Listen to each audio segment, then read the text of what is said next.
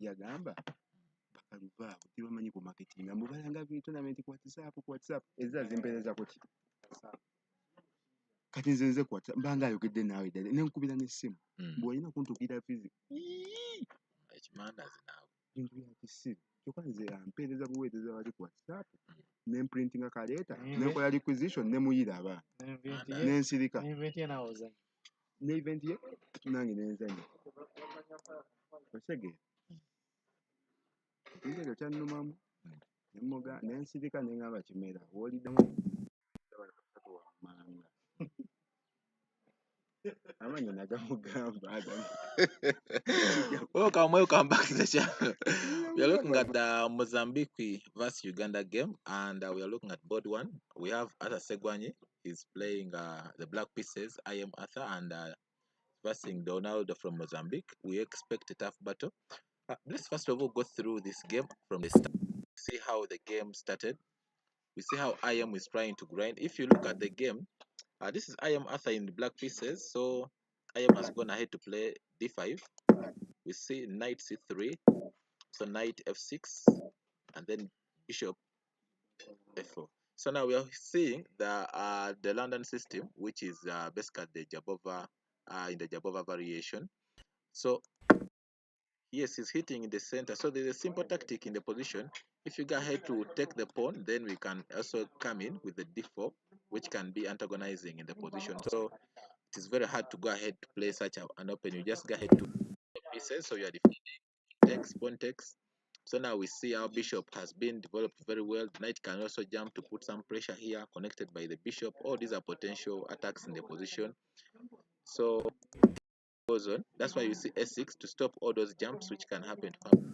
Then knight comes to f3. So we are trying to put our bishop either on e2 or even bishop on d3, so that we go ahead to for short castling. Simple developing moves. So also black has to see a way of developing this bishop before they close the pawn chain to develop the bishop, which is on the f8. So let's now play this. Yes, knight comes in. Knight is going to challenge. So I am has gone ahead to play e6. So he's doing a rapid development so as to go ahead to have a plan of short castling, because now he has to see a way of moving the king from the center to have a very fun game. So knight takes, pawn takes, and knight is going to the rim, though we have some weak squares which the knight is trying to focus on so that it stops any future advancements of the pawn because of this knight on the rim. Queen comes in for check. Then also we can also just play a move like c3, because now the queen is watching over the knight. So this means the queen f5 move, it will be work, no work done. So that's why we see is coming x, and then we go ahead to play bishop d3. So in case of any queen moves, then still we still have our resource, which is c3. So the queen move check doesn't yield anything. So short castling, and after we see rook is coming in. So rook is putting an eye on the b2 pawn, and now you see the knight is on the rim. So it means knight has a safe square which is focusing on, but also has to put an eye. So moves like b3 here can make sense in the position, and also knight also can be focusing on. So we have to see a way of moving the queen from d1 and then connect our rooks. So also the IM has to see. Let me try to flip the board to see the board from the way the IM is seeing it from that side. So here comes to e1, pawn goes ahead to move, and then pawn comes in. So pawn comes in, trying to open a window where the king can run to. Queen comes to d2, so we are attacking the pawn, and also at the same time we are connecting the rooks. Knight comes in, so we are threatening checkmate in one, but the essence is after moves like either opening like this, we can also push forward if you want to go and have a fantastic attack, and also we have advancements like also pawn coming to e4. So all these moves can be put into consideration. These are all potential pawn pushes which can happen in the position. That's why you see moves like on the board, on the card. Pawn comes in. Now the knight is planning to move. So bishop comes in. So the best move in the position, we have knight coming to the center. Or knight c5 is a very powerful move. And this one, the position, we can also rook is also a good move. Pawn attack in knight, all those are potential moves which can be played in the position. Let's try to go on board 2. This is board 2, Mozambique. We have in Mozambique versus Uganda. Board 2, we have Ivan from Mozambique versus Fidemaster Kauma Patrick. Let's try to see the game. This is the position the game is happening to be. And you know, Patrick is a solid player. So let's see how the game started. We see the English, and you know, Patrick is an expert in the English openings, and today he's playing black pieces. Let's try to. Patrick is playing white, and he's playing the English. I know Patrick is an expert in the English, so it's knight coming to f6, g3, adding to fianchetto. Pawn goes to d4, trying to occupy the center. Bishop goes to g7. Pawn goes to c5. Then pawn takes. So here we see potential moves like either queen comes to f5 check, checking the king, and also putting an attack on the c5 pawn. So all these are potentials. Yes, queen has come in, knight goes in, then queen takes pawn. So that's our position. So here we have some moves which can happen. The move we have bishop coming to d2, we have knight comes f3. These are potentials in the position. You see, yes, FM has chosen bishop d2, short castling on that side, rook c1. We see a pawn coming to b6. So here there is a tactic which can happen with moves like pawn b4, then a knight comes here. All these are potential tactics. I don't know if I don't know if FM has chosen that line. Also moves like either a3 can happen in the position. These are all tactics which can happen in the position. Yes, yes. B4 has been has been taken on, and we see queen goes to b6. So you can also go ahead and now protect your pawn. Uh, Also, you can also just develop the knight, because now the threat is still here. If you go ahead to capture the queen, then to capture the pawn on b4, knight can swing in, and then you have no wolf coming back here. Knight can jump on this square. You see this knight can jump on the square, winning the rook. So all those are tactics in the position. So you yes, knight f3 has been taken. Knight comes to, so now right now it's time to go ahead and defend our pawn. Yes, we have also has defended it. Pawn goes forward. Then in this position, you see various moves can be played in the position. Now remember, we can go ahead to go for short castling. Bishop is going to be coming on e6, attacking the pawn which is here on c4. So that if then also the bishop can still come in. All these are potentials. Bishop comes to e3, attacking the queen. All these are potentials in the position. So this is board 2. Let's go to board 3. This is a game. This is from Mozambique is versing CM against Emmanuel from Uganda. Let's try to see how the game has started. So in the white pieces, we see the Amon from Mozambique has played e4, and you know CM Egesa is a specialist in the Karokan defense. So Karokan defense is going to play it, and I believe is what he has chosen. He has gone for c6. So he has gone for knight c3, d5, and knight f3. So this is the two knights attack against the Karokan, and we know the potential moves is always coming in with the bishop coming to g4. And when you play moves like h3, then we can just chop it off, and then queen comes in. All these are this is a line which is well known in the. So bishop goes to g4 as expected. Pawn goes to h3. Bishop takes, queen takes, and then d6. So now the bad bishop, which has been on c8, has come out, and now we have also planning to come in with bishop d6. Knight comes f6. All those are potentials in the position. Yes, d3, knight comes, bishop goes, plan to go for long castling, queen d3, and after bishop d4, long castling. So now we see a6, planning to hit with a pawn in b5. Knight goes to e2, bishop f6, go for f4, planning to cement, go ahead and advance the pawn. G6, bishop goes in for an exchange, queen comes in.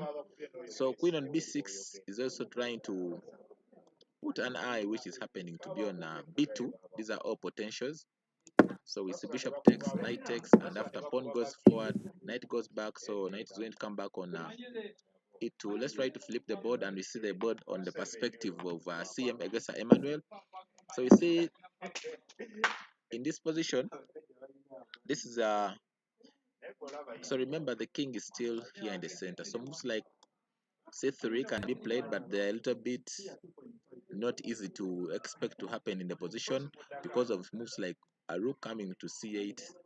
And even if knight comes here, we have moves like knight going to f4. All those are potentials attacking the pawn which is on d4. All those are potential moves in the position. So it's going to be a tough game. So let's look at board 4. Board 4, we have Napoleon is versing Fidemaster Subuga Haruna.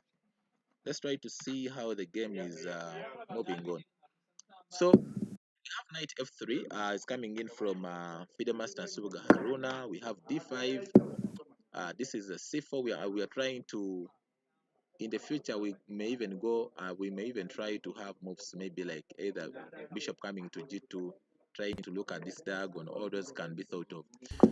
We have c6, b3, trying to fianchetto our bishop. In case of pawn takes, we take with our pawn, and we still have a playable game.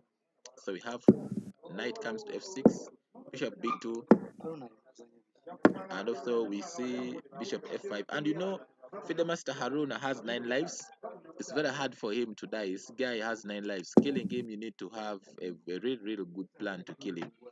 So he's very good at this in open systems, and this time around he has gone for a closed system. Let's see how he's going to transpire in the game. So we see in this position he went ahead to play c3. So knight b d7, bishop e2, h6. We see short castling, bishop d6. Then we see pawn goes to d4, short castling, bishop d3. So we are trying to get a way of moving our bishop from this diagonal, which is focusing on this. So we try to exchange it, bishop takes, queen takes. Then we go ahead to hit in the center. We're trying to eliminate these weaknesses and also try to open up the game so that we have an action packed game. So pawn takes, and then pawn takes, knight takes. So if you take knight, then you take with bishop, knight goes away. So we are trying to fight for an exchange here in the position. Bishop takes, knight takes, and then queen comes to f5, protecting our pawn and also planning to either to play rook comes to d8 or rook c8. All these are potentials in the position, because if white tries to go with d1, the rook will be a very good piece. So pawn goes to f3, trying to play b4. Rook goes to c8. You know, rooks belong to open files. Pawn goes to b4. Queen goes to c7. So we are planning to bring our queen and try to ask for an exchange. Queen goes to d4. Then queen goes to c2. So it means now black has gotten the open file. So they have to white has to fight so hard. Potential moves in the position can also be seen. Either knight going to either knight going to d3 can be thought about. This rook move is this is not a good move. If you either go ahead to play this rook move, it's not a good move because queen can just take on, and then it's very hard to see how there's a queen. You can even sacrifice the queen for 2 rooks and it can be a fighting game. So let's see what has happened.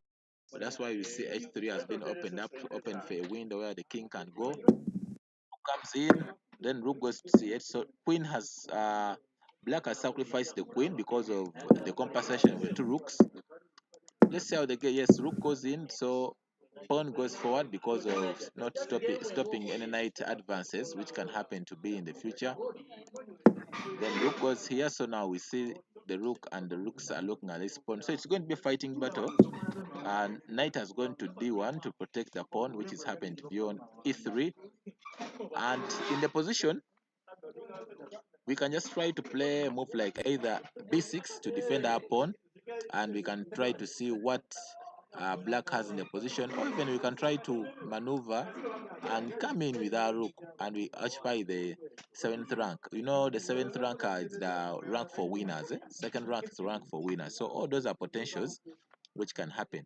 So with that, let's try to look at the game which is happening. So here we are going to look at the Egypt game. Let's try to go and look at the game from Egypt. So Egypt is playing Lativa. Egypt is playing Lativa. So round 5 we have Egypt is playing Lativa. So let's look at board 1. Board 1, we have a game from GM Fauzi Adam is versing Nikita. So let's try to see how the game started. In the game, GM Fauzi, he played white, he played e4, d4, e4 and e5, knight f3, knight coming into knight c6, bishop goes to b5, then s6, we have the royal pairs on the board, bishop goes to f4. So you can't win this knight. For example, in this position, let's try to go back. In this position, for example, if you go ahead and play moves like if black plays moves like either s6 and then you go ahead to play bishop takes knight, so black can play pawn takes knight, and if you go ahead to win the pawn on e5, there is always the immediate move of queen comes into d4, attacking the knight and then attacking the pawn. So moves like either knight coming back to f3, then queen takes pawn, taking back the pawn, and then after queen e2, queen takes and king takes. So black has a huge initiative. You see all the bishops can come in and then long castling, and white hasn't developed any pieces. All the pieces are at the base. So that's why you see this variation cannot be played in a GM game. Let's go. So after bishop coming into b5, that's why you see moves like bishop takes, then so that's why you see after bishop b5 we see pawn s6 and have bishop f4, knight comes to f6, the Berlin defense, short castling, and knight takes e4. There is a main line, pawn goes to d4, bishop e7. You can't anyway go ahead and win this because there's a rook always would come. There is a source of rook coming to e1, which is not pleasant to play against. So rook comes to e1, pawn goes to b5, rook takes knight. This is a new follow up, because previously after the pawn coming to b5, bishop has been coming into drop on b3, but he has just won the knight, which is happening to be on e4. So let's try to go in this position. In this position, after a rook, the best was going in for pawn e5, pawn b5. It was the best move, but black played the other, which is not the other variation, which is not good. That's why I went ahead to take the pawn, and after pawn comes to d5, then knight takes. So here GM is playing very, very, very, very aggressively. So you see in the position now, uh, there are three pieces which are hanging. We have bishop is hanging, we have the rook is hanging, and also we have the knight, which is still here. Also, the knight is also hanging in the position. So here you have to play simple. You have to play energetically. For example, in this position, if you go with moves like either coming to f6, then the immediate queen h5 is a very dangerous move, and even can make black lose the game. So that's why you see in the position, he tried to play a move which is, if you go ahead and if in this position, if you go ahead and play pawn takes rook, then we have knight takes knight, and in case of queen comes to either queen comes to, then we have knight takes, and after queen takes, then we drop back the bishop. If you look at the pieces, we have three minor pieces against one, so it means white is doing very well. That's why in the position, you see black is trying to play. That's why in the position, after d5, you see knight takes e4, and then you see knight is taking, and after rook takes, then you see pawn takes. So this is how you can trace. So there was only a miss move which he didn't play, the d5 pawn. That's why he's suffering. Knight goes to, after short castling, because now the pawn is falling, this pawn is falling. All these are potential attacking pieces. So I think the GM has some huge initiative, but he hasn't picked, because let's go back in the position. If you pick this pawn, we have moves like either bishop coming to d6, bishop coming to b7, attacking the pawn. It means it gives black a huge initiative. So GMs don't want to give initiative. That's why I had to play e1. And after pawn goes to f3, so that when you capture, when you capture this pawn, we give you double pawns. That's why GM is playing knight takes, Knight takes is a simple tactic, so that if queen takes knight, then rook takes bishop, which is happened to be on d6. So queen takes, rook takes, and after bishop comes to h6. The essence is that if pawn takes bishop, there is queen coming in.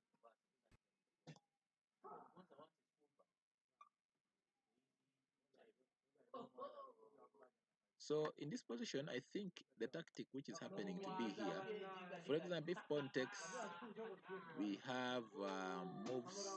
I'm not certain how black is trying to estimate. In case if pawn takes, I think he's also trying to look at moves either uh, yeah, in this position, if pawn takes, then we have a pawn takes pawn on b2. In case of bishop takes, then queen check, and then we win the rook. This is what I'm saying. In this position, if pawn takes, then we play pawn takes b2, and after bishop takes b2, then queen goes to if g5, attacking the queen and also attacking the rook. So queen check, winning the rook. So after, in case of king goes to f1, then queen wins the rook, which is happening to be on that line. So let's go back. That's why in this position, after, let's try to see how the GM is playing. GM is playing very, very aggressive chess. He's playing aggressive chess in the position, but we are going to be going through it very, very well. Let's see.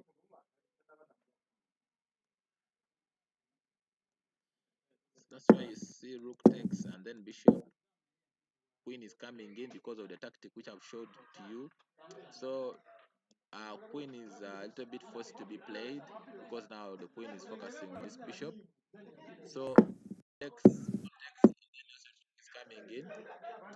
In case of in this position, we see potential moves.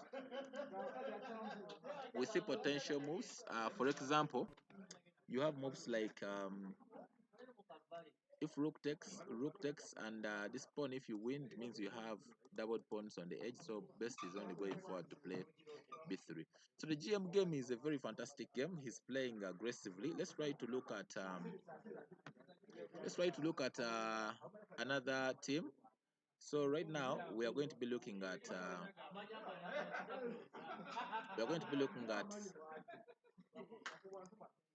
let's look at the Malawi versus Zambia game. The Zambia game, that is Malawi versus Zambia. Let's try to look at it and we see how it's going to transfer. So the game of Malawi is versus Zambia. This is a very fantastic attacking game.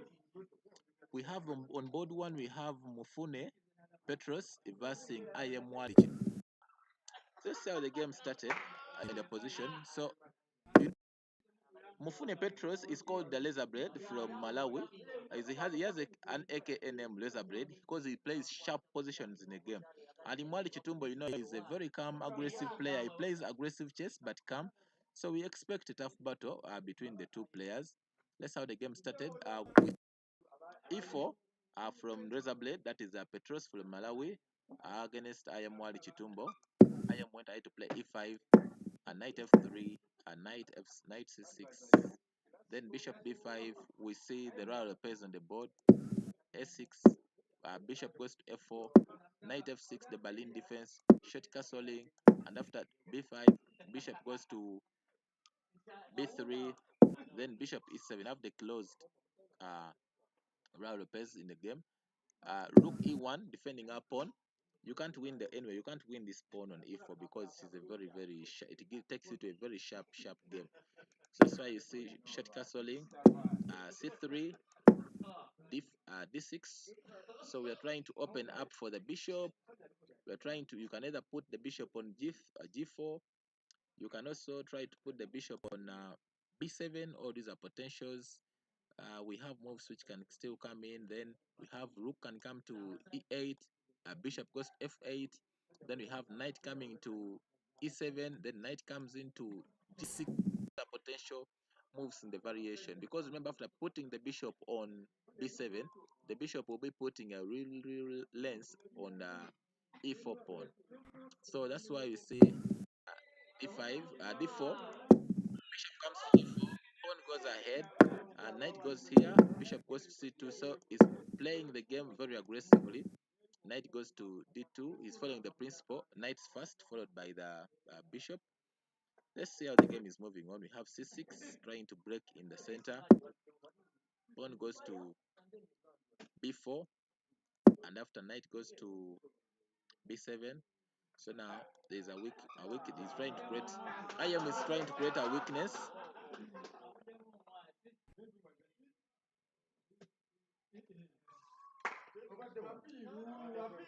So board one, Malawi versus Zambia, IM Wali is trying to create weaknesses, but we hope the game is going to be fantastic. We c4, there's a bit that started these things. So in case of, let me show you, in case of pawn takes, we have knight takes. Now you see this knight is putting a huge eye here, trying to come in to fork the rook and the queen. So Razorblade is playing fantastic chess. We don't know how the IM is trying. I don't know if IM knows that he's playing Razorblade, because now you see Razorblade is a very, very, very fantastic player. Let's see how the game is going to be moving on. So that's why you see he's trying to play such. He has taken, IM has taken the game. So IM has taken, and we see moves like knight takes c4 are in the space, and also knight is eyeing on b6. So also remember, these pawns are always hanging. So these are all potentials in the position. So knight has to take the pawn, which is on c4. It's a strong move. Let's look at another battle. We have Mwale, FM Mwale Joseph facing IM Kayonde. IM Kayonde has been on the African scene for a very, very, very long time. So this is also a tough battle. Let's see how the game started. So IM Kayonde Andrew is in the white pieces against FM Mwale Joseph in the black pieces. So we see d4, knight f6, c4, then we see e6, then knight c3.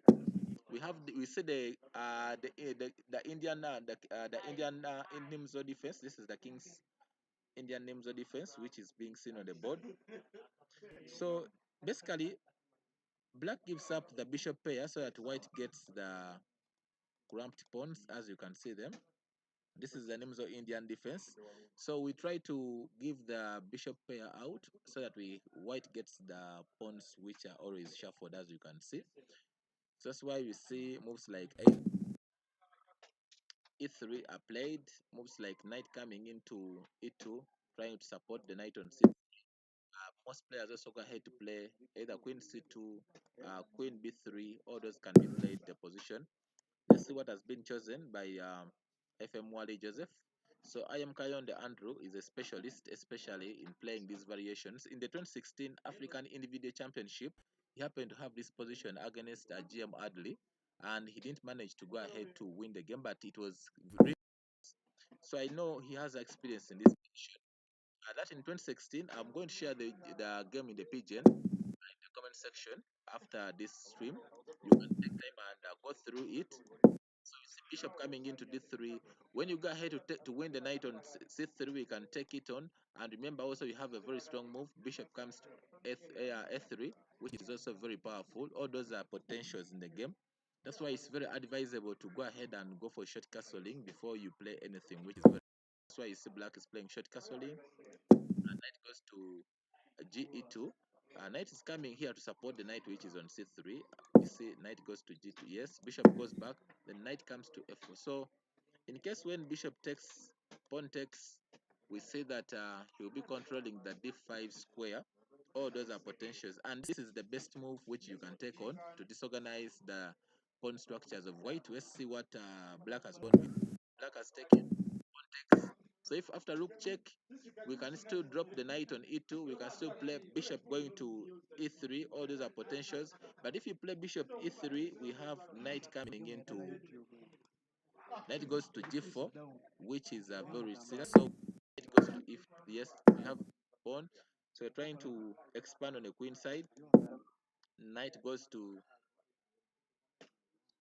So you see that the knight is coming in, attacking the pawn here and attacking this pawn. Remember, the rook has pinned down this knight. That's how IM is handled. Rook goes in to defend. So it means this knight is a hung piece, which is this not right, because if your knight takes pawn, then bishop takes pawn on h7. So it means it's untouchable. That's why you see he has taken the piece. Yes. So bishop takes. IM has taken the pawn. So in case of king takes, then queen takes the knight. All these are tactics in their position. Rook comes in. Uh, so queen can still drop back on d2. Queen goes in. So he's trying to build pressure on this knight. So moves like either knight coming, bishop goes to a6. They're also going to be coming in the position. So it means he's trying to come in with a very tough. I think the move which is a little bit simple to be played. Moves like queen comes to d3, but also this one can prompt moves like bishop coming in here, stopping the bishop a6. That's how I am as pawn f3 is also a good move. Rook goes in. So he's trying to open up a square where the king can run from. King goes to f2, bishop a6, knight goes to this. So it means the whole of this he has taken off the weakness. So he's now planning to play moves like either rook, bishop goes to b2, then rook can still come in. All those are moves which can. And IM plays bishop b2, rook goes in, and then bishop, trying to stop the battery. So knight can still drop back. So these are all potentials in the game. We have moves like knight coming in. So as I said, yes, knight is coming in, attacking the rook. So moves like rook coming in on, if rook comes on e6, we have knight coming in on d4, forking the rook and the queen. So it is still a very tough battle in the between the two players. Just knight takes bishop. So there is also an intermediate move, which is going to be knight d3, checking the king, and also in case of knight takes rook, so knight check, checking the king, and then we pick the knight in the future. Also, those that can be put into consideration context. That's why you see IM hasn't bothered to take the rook. In the position, if you see this game, rook has to come in to win the pawn, which is on a5. So this is a very tough, this is a very sharp game. As you can see in the between the two players, and you see now this square is now going to be watched by 4 pieces from black. This is a very tough battle, and we hope let the best opponent win it. So we have Prince Mlenga, Prince Daniel, PMD. It's called is it PMD? PMD? It's called PDM. Yes, it's called PDM. Let's see what has happened on the board. So let's look at the game of PDM. Let's try to flip the board and see the game from his perspective. Let's see how the game started. So in this variation, we are seeing e4, c5, knight goes to f3, knight c6. We see pawn goes to d4, pawn takes, queen takes. We are seeing the Sicilian opening the open system. All these are moves which have been seen various times. We are seeing the Sicilian dragon on the board, and he goes into commit. PDM is a huge specialist in the dragon Sicilian, with I am Arthur Segwanyi. They have been playing it very oftenly. If you look at also the most of the Africa individual championships, even on the even in the in other Olympiad games, most times PDM used to play this Sicilian dragon, and they building him results. But there's a very simple line which can try. Now you see he has taken it, so he's controlling the d5 and is also controlling the b5 square. So after pawn goes to f4, planning to hit in, bishop is very good. It's going to be fantastic on this c5, trying to focus on the f7. The knight falls back, opening up. Wow. g4, g4. Chipanga is in the mood. He wants to kill someone. If you see g4, you know that the guy wants a win. Chipanga is playing for a win, members. You see, so that now we are looking at g4. It's very powerful. You see, now we are looking at g5, and then we go ahead to play f5. So Chipanga has come in with, is looking for a win. Goes to b8, putting an eye on this. So this pawn on b2 is hanging, and also you see the bishop is putting an eye on the knight, which is on c4. So a move which can be intermezzo, bishop comes into d4, can also be thought about. Let's see what played. Yes, knight to the rim is also powerful. Looking at this, supporting the pawn which is on b2. Rook goes in, pawn c4. The queen is watching the knight, and this pawn is also being watched over by bishop. Planning to come for b3, even a3 can also be. So pawn takes, rook comes in, queen comes in. So you see that simple moves can come in. These are simple tactics which can arise after knight takes. If bishop takes, then you see the bishop can still win this knight because it's supported by the queen. Gift of chess. So it has to be focused on. Bishop comes in, pawn enters. So it means now PDM is forcing matters. He wants this bishop to be exchanged, then bishop exchanges this, attacking this knight which is on c3. He's forcing matters. Let's see how the game is going to happen. Bishop takes, and then pawn comes to d5. So as I told you that Chipanga needs a win. So for example, if pawn takes, knight comes in, if all these are potentials in the game, how the game has transpired, pawn takes, pawn g5 is also put into consideration as pawn g5. So pawn g5, if bishop falls back on g7, knight comes in, threatened to check, take this pawn of e7, shaking the king, and also the bishop which is on c1, on c8 can also be focused on in the position. Let's have the bishop g7, knight comes in, all eyes here. Pawn takes, then we have to win the pawn. King goes to the edge, rook takes. So as I told you, that white is playing for win. He's looking for a win, and let's see how the game is moving on. Yes, bishop goes to f3. So bishop is going to f3 in order to support the knight if the knight happens to fall on the d5 square. Queen enters. Now it means queen is threatening to take the h2 pawn. If you don't exchange it, he's asking for queen exchange because now the game has become very sharp. So Chipanga is making the game very sharp, and PDM is trying to play the game simply. He has now gathered support on the 7th rank. Rook takes, and then now we see rook is coming in. So PDM has to play fantastic chess in this position. For example, if you look at the king is very far from where he's supposed to be. Moves like either rook comes to e8 can also be thought of, because now you see that he has no breathing space in the position. So tactics can arise in the position, as you can see, but the advantage he has that he has taken over the 2nd rank, and you know this rank is for winners. So all those are potential moves which can be played. We have a very strong move, which is bishop check on d4, so that it can create space for the king to come to g7. All these are potentials in the game. With that, ladies and gentlemen, let's try to also move to the other game. Let's try to go to the game of Nigeria. Nigeria versus the Djibouti. Let's try to go there and we see how Nigeria is progressing. Nigeria has missed 3 rounds. It missed 4 rounds, I think. I think it has just played. This. It has just joined this round. So this is Nigeria, and this is the game of Nigeria. Nigeria is versing the Djibouti. It has missed, and it means all Nigerians today are on form. They have rested enough for 4 rounds. That issues concerning with visa issues. We had countries which had issues of visas. We had Uganda. It missed 3 rounds in a row. We had Zambia, also had the same issues. We had Nigeria, also had the same issues. So majorities, if you can see that most of the African countries are having issues of visas. So we hope these issues can be put into consideration. So this is board 1 of the Djibouti, is Domo Lovet. So Domo Lovet is from Nigeria, and Mohamed Bilal is from the Djibouti.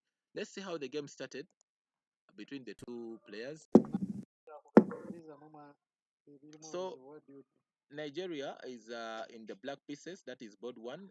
Domo Lovet in the black pieces against the Djibouti. Mohammed is the white pieces on board 1. This is board 1, and one we have knight comes to f3. D6 is the Syrian open system. Syrian defense, the open system on the board. We see we are going for the Nadyov. We don't know how it's going to be on the board. After s6, there are potentials. In this position, I've been seeing most of the games from Carlsen. He has been playing rook g1, trying to support the pawn to go to g4 and then g5. This is what I'm talking about. Rook comes to g1, then we go ahead to play g4, then g5. We saw this game in the World Blitz Championship. They are against GM Carlsen versus Nihal Sarin. Carlsen went for this combination and the game ended in draw, but Nihal Sarin had to fight in the game. So all those are ideas in the defense. He has gone for bishop e2. Yes, knight goes to b3. Bishop goes to e3. Bishop e7. Knight goes to d5. Knight takes, pawn takes, and then bishop goes to f4. So we see queen goes to d2. So he has two options. He can go for long castling and go for short castling. All those are potentials in the game. Knight d7. Knight goes to f5. Knight's going to f5 to attack the pawn on b7, but that's not the case. He's trying to throw back the knight to come on c4 so that the knight can try to look at those squares. The queen comes to c7. We go ahead with pawn c4. Short castling. b4. So we are seeing Bilal is playing fantastic chess, and we see Ademolovich is also trying to apply. Remember, Syrian defense is a fighting opening. So if you have to always try to do checks and balances for against Syrian defense players. That's why you see the game is very sharp. You see queen goes back, so we are trying to drop back the queen and also try to bring in rook bishop. Yes, I think in this position, if we can go on with the game, we see that bishop e8 can be thought of, attacking the knight which is at f5, so that we can chop it off and then we try to play a very fantastic game. So bishop on e8 is going to be looking at knight on f5.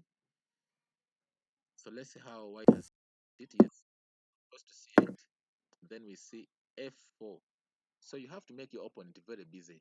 If you don't make them very busy, then they'll make you very busy. So you have to think of the two variations. Make people busy, and then you see. So bishop exchange has happened. Then knight, yes, as I said, bishop has gone to e8. As you can see, pawn takes, pawn takes. Queen goes in with a check. King goes to the edge. Bishop comes in. Rook has to come back to support the pieces. Bishop goes in. So he's trying to see if bishop takes, then knight comes in, attacking the queen, and the knight will be having a very fantastic square to stand. That's why you can't give in the bishop. So we have to always put an eye on the queen. So the queen has to tell us what it's doing at the edge of the board. So now here we have potential moves. For example, if you play moves like queen coming to, if you play moves like queen b8, we have moves like queen coming to f5, attacking the knight and also attacking the pawn which is on f7. These are all potential tactics in the game. That's why you see b6 has to be thought of so that the queen also supports the knight. In case of any queen jumps here on f4 and f5, the knight can also enter on the f6. These are all potentials in the game. So if you look at b6, it's also a move which can be thought of, but now b6 makes this pawn look very weak, and also we see that queen moves are always very powerful in the position. So, but if you go ahead to play queen b8, then now you begin digging your own grave, because now queen f5 is a very powerful move. Let's look at another board. Let's look at board 3. The Djibouti is versus Nigeria. Let's look at board 3 for the Djibouti versus Nigeria. So the Djibouti versus Nigeria board 3. Well, let's look at how the game started. So we have on board 3 from the Djibouti, we have Muhammad Ali. I thought this guy was a boxer first in the first round when they were playing, but indeed this guy is a chess player. He's versing Owino, of Owino. Owino is a very fantastic player. He's always good. He has good. He's always good when he's playing black, but previously he has been off the scene, and he always likes to play the Karokan defense. is always good. I always follow his games on the chess of for Wino. He's a good specialist in the Karokan. I don't know if he has played the Karokan in today's game. Let's see how the game started. I see the board. Wino, yeah, let's see out of a winners. Yes, he has gone with the Karokan defense. It's a d4, d5, then pawn takes. So we have gone with the Karokan defense with the exchange variation. Remember, exchange variation makes the game to look very equal. It is to some extent it becomes boring. There is a very interesting line which begins with c4 in this position, but let's guys played bishop comes to f5, bishop goes into g4, pinning the knight c3. He's playing solid chess, and after knight comes to d2, here we have potentials. We have either pawn comes to s6, supporting the pawn which can come into b6. We have pawns moves like h3, h6 in the game. All these are moves which can be played. Being chosen, you have s6, bishop d3. Here we have moves like either e6, trying to open up for the bishop to come in, and then because now bishop d3 in order to go ahead to short castle. See in the game, yes, e6 has been played. h3, and then we see h5, then b3, moving away from the pin at the same time, trying to attack the pawn which is on b7, and he has played knight e5, attacking the queen and supporting the pawn on b7. So queen check, then pawn goes into b5, queen goes back to c2. So all eyes are happening to be on the pawn which is on h7. Bishop goes to d6, bishop takes, queen takes, and this is a really boring game. But let's hope and see if the tactics are going to arise in the game. Yes, he has played f4. Bishop goes to. He didn't wait even for B. He didn't even wait for d4 to come. Then short castling, knight comes in. So the tactic which is looming, knight can come on to e3, attacking the queen at the same time attacking the rook. This is a potential. So and there is no way you can take this knight with the bishop, because now the bishop has pinned down the queen. So in the position, you can still go ahead to take the knight. So you have to be very vigilant when you're playing such openings. You have to be very vigilant when you're playing such openings. Let's see how. So the tactic is also here. Knight coming in to fork the queen and the rook. All these are potential moves in the game. So you have to be very vigilant. That's why you see knight takes. Next, now we have a very fantastic BC diagonal which has opened up. Bishop takes, pawn takes. Now here you have to see a way of bringing the rooks into action. So he has gone into try to look for weaknesses which can happen to be in the game, because he knew that the next moves coming in, he was looking at maybe pawn b4, rooks coming into c8, then rooks coming into b8. All these are moves which can be takes, and then we see knight is coming into d5. This guy is looking at only GC pieces. The knight is very cemented in the center of the board.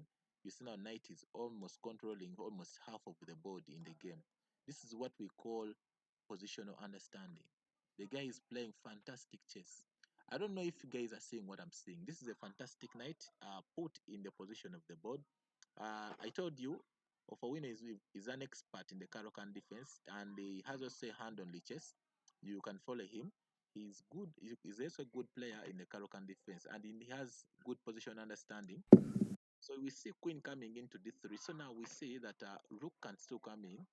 We have rook c8, but now the issue which is coming in from the winner's side, this rook has now become an attacking piece. Rook is attacking pawn on s6, so he has to play fantastic chess, and he has also to see a way of eliminating. This is a weakness on c3. If you can try, if black can try to get a way of get this column, putting on all his rooks, this can be a very huge weakness which can be on c3. So you have to think on a way of playing position, having position understanding in the position. So he has also a knight which is cemented in the center, but the d5 knight is also good. So if you look at this knight, these positions, they are double-edged. Any mistake you can do, it can cost you the game, depending on how you play your game. Let's see how it has entered in. So rook comes in, rook comes in. Yes, all these are moves which are being played. queen comes into a3.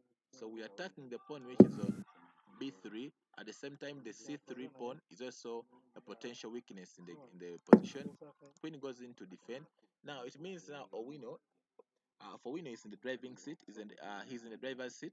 So now you see if he can get a way of playing either rook comes to c7, rook goes to c8 to attack the pawn which is here.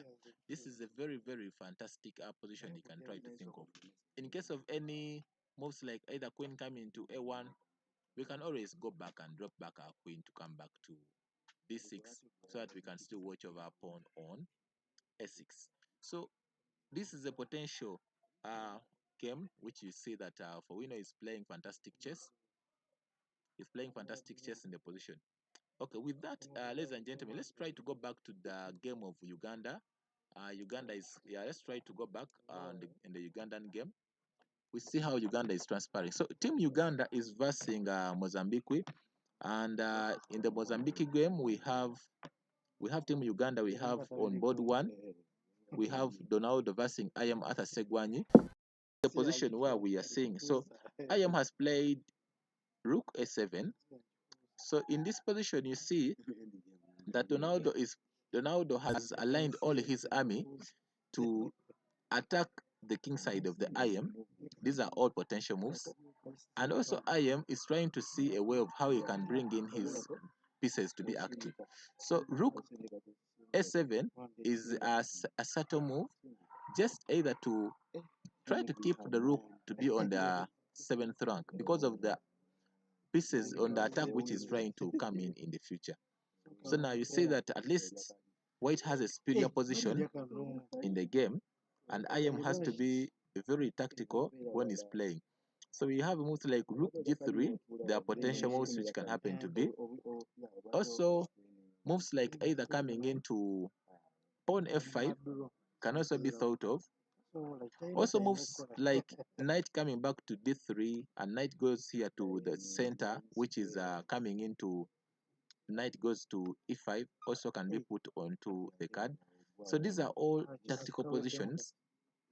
So white has a slight advantage in the position, but you know, you have to have the guts to play fantastic chess. You have to have the guts to play fantastic chess. Let's see how the game is moving on. So let's try to see the game on board 2. So board 2 we have Ivan is versing Feeder Master Kauma, Patrick Kauma. So in this position,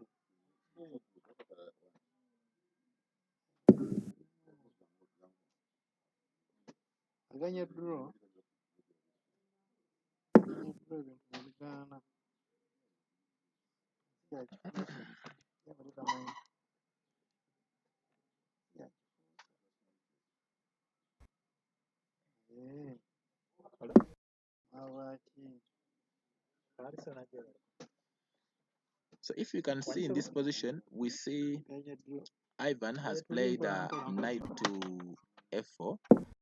We have an anticipation move which is coming in.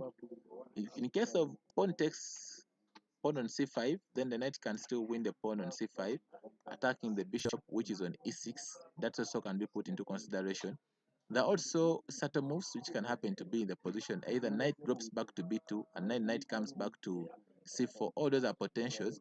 And we see that the knight, though it is on the rim, but also it can be put into consideration. We have also potential moves of either dropping the pawn which can come on b5 to check the knight which is on c6. It also can be put into consideration. So let's see how the game is moving on. This is a game between Ivan versus Feeder Master Patrick Auma. And you know, Patrick is a solid player, and Patrick is playing in the white pieces. Let's see.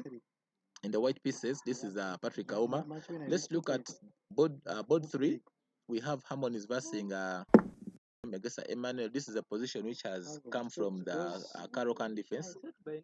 So let's see. In this position, he has played queen comes to e3. He's putting an eye on the knight, which is happening to be on c5. And also he's trying to open up for the bishop either come on f3, so that in case knight comes to e4, bishop f3 will be a very fantastic move to take on the knight which is on e4. So all that can be put into consideration.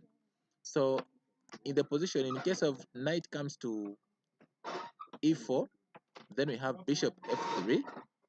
It is also put there. Bishop f3 can also be thought of in the game. So with this, I don't know how it's going to be moving on, but this is fantastic chess. Let's look at the game of Napoli versus Fidemaster Nsubuga Haruna. You know, Fidemaster Nsubuga Haruna is a magician. Amidst all the games, Fidemaster Haruna has 9 lives. So killing him, you need a very big stick. It's very hard to kill him. Let's see in this position. Remember, Black sacrificed the queen for 2 rooks. And let's try to see how the game is moving on. So in this position, Napoleon has played knight comes to d5, trying to put an eye on b4 pawn, putting an eye on the e3 pawn. So remember, he doesn't. Fidemaster Nsubuga doesn't have enough compensation because he's playing the queen against 3 pieces. But this is chess; anything is possible. So I'm seeing potential moves of either pawn goes to e4, trying to check the knight what's doing on that d5 square, and also the knight looks to be hanging, so even the queen can look at it in that manner. But the problem comes in is that if queen takes this knight, we are seeing that let's try to see how in. So it was an exchange of a knight. So knight takes, and if queen wins the knight, we see that the rooks are going to be connected once again, and we see that these rooks so rooks connected are very powerful, but also the pawn which is on f4 is hanging. But the problem is, if you go ahead to take the pawn on f4, we have a move which is immediate. Queen comes into b7 and can attack the rook, also at the same time attacking the pawn.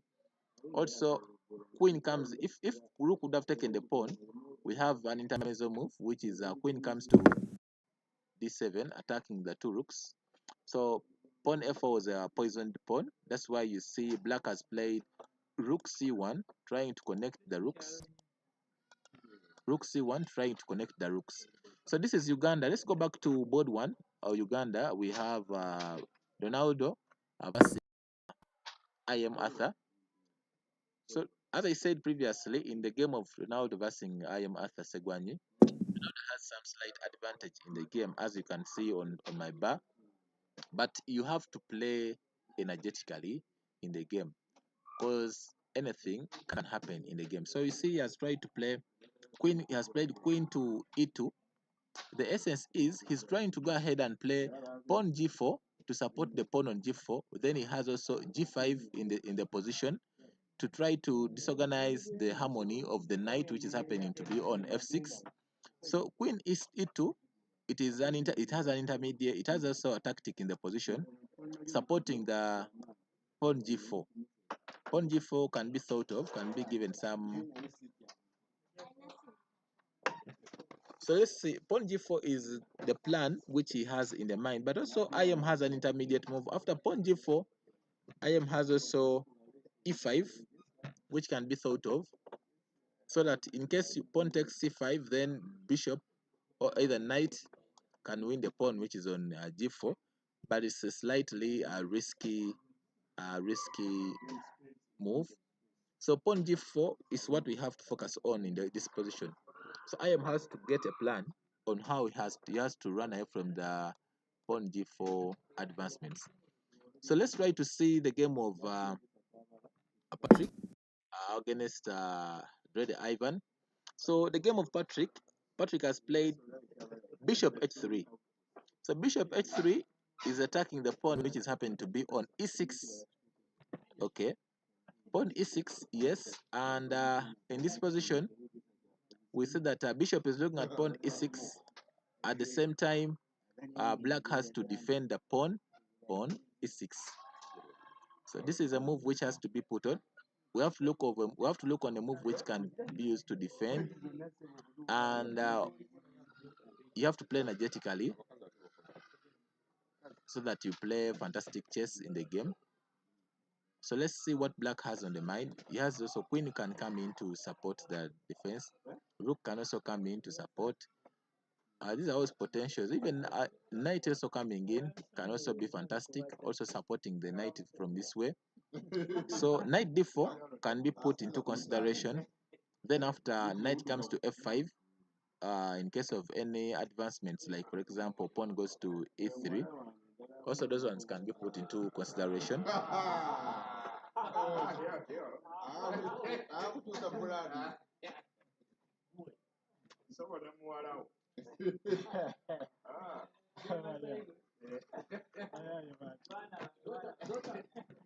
So with that, let's try to look at the game of Nigeria. By the way, let's try to go on the game of Egypt. Egypt is versing Lativa. Let's go to Egypt versing Lativa. So the game of Egypt versing Lativa, GM already board one has already. That is the game of GM Fauzi Adam versing Nikita. It's already a draw. In the position from this position, they have agreed to a draw, first draw. So remember, in this position, with he played queen comes to f3. Then GM took the queen. Then rook entered in on e8. Then rook went back to e6. Rook came on still on e6. Then pawn goes to b3. Rook g6 check. After king h to h1, then this is a confirmed draw, because now there's no way you can jump out from the drawing pattern. So board one is already a draw. Let's try to go to IM Karim. IM Karim is from Egypt, and he's always playing solid chess. Round two, he played a fantastic game, though it didn't go on well, but he played fantastic chess on round two. So round one, when they were playing against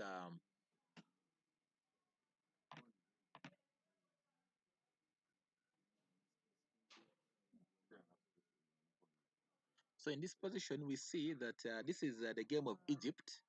Egypt board 2, IM Karim is versing Katan Storm. In this position, IM Karim has played knight goes to f5. The essence of knight goes to f5 is trying also to play moves like either. So here, these rook moves can be very powerful. Rook comes into h4, so that when queen moves away, either queen takes pawn. Then we have moves like bishop coming in to h6. All those are potential, pinning the knight against the queen. So these are all potential moves in the position. For example, let me try to show you. So in this position, we have knight comes here. We have a potential rook coming into h5. It's also a potential move in the game, and white has to see a way of how you can go past it. So it's a very fantastic game, but let's see how it's going to be moving on. What white has for the game. So let's look at the game of IM Wafa Hamed, that is from Egypt. IM Wafa Hamed from Egypt. He has is in the black pieces, is in the white pieces. Then Lativia, that is Mercedes Nomads. He has played pawn b5, and pawn b5 is trying to get some open files in the game, trying to make the game open. This is a pure squeeze. The IM is pushing on. He's trying to see how the game's. Let's try to diffuse and see how the game turns position. So this came from a Sicilian defense, and after f3, pawn goes to f4, bishop comes in, bishop d3. We go to h5, trying to create some weaknesses on the white squares. pawn goes on, knight goes to c2, then knight comes to d7, trying to cement the knight, and the two knights will be putting a huge attack on the e4 pawn. So that's why knight goes to b4, trying to drop the knight back to d5. So bishop goes to e7, short castling, then knight goes to c5. So you see that the three pieces are having an eye on the e4 pawn. So knight goes to d4, attacking the bishop. Knight takes, and then we see bishop is pinning. So in case of any knight jumps, then we just chop it off with the bishop. That's why you see he's trying to break the pawn chain. So in case of pawn takes, then pawn takes, and if knight takes, then you can say that now we can get to win the pawn which is on e5. Okay, let's see how the game is. So this is board 4, Egypt versus Latvia. So this is board 4. We have the game of Egypt is versus Latvia. So Egypt versus Latvia, we have on board 4. We have IM Sadiq is versus Limas.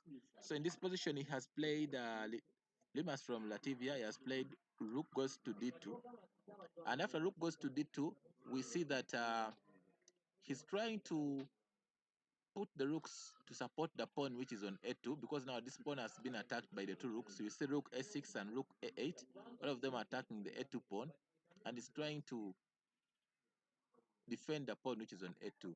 In case of any pawn c4, then we can drop our knight on d4, so it means there is no work done there. And we see potential moves in the position. We see bishop f1 attacking the rook which is on a6. Also that one can be put into consideration.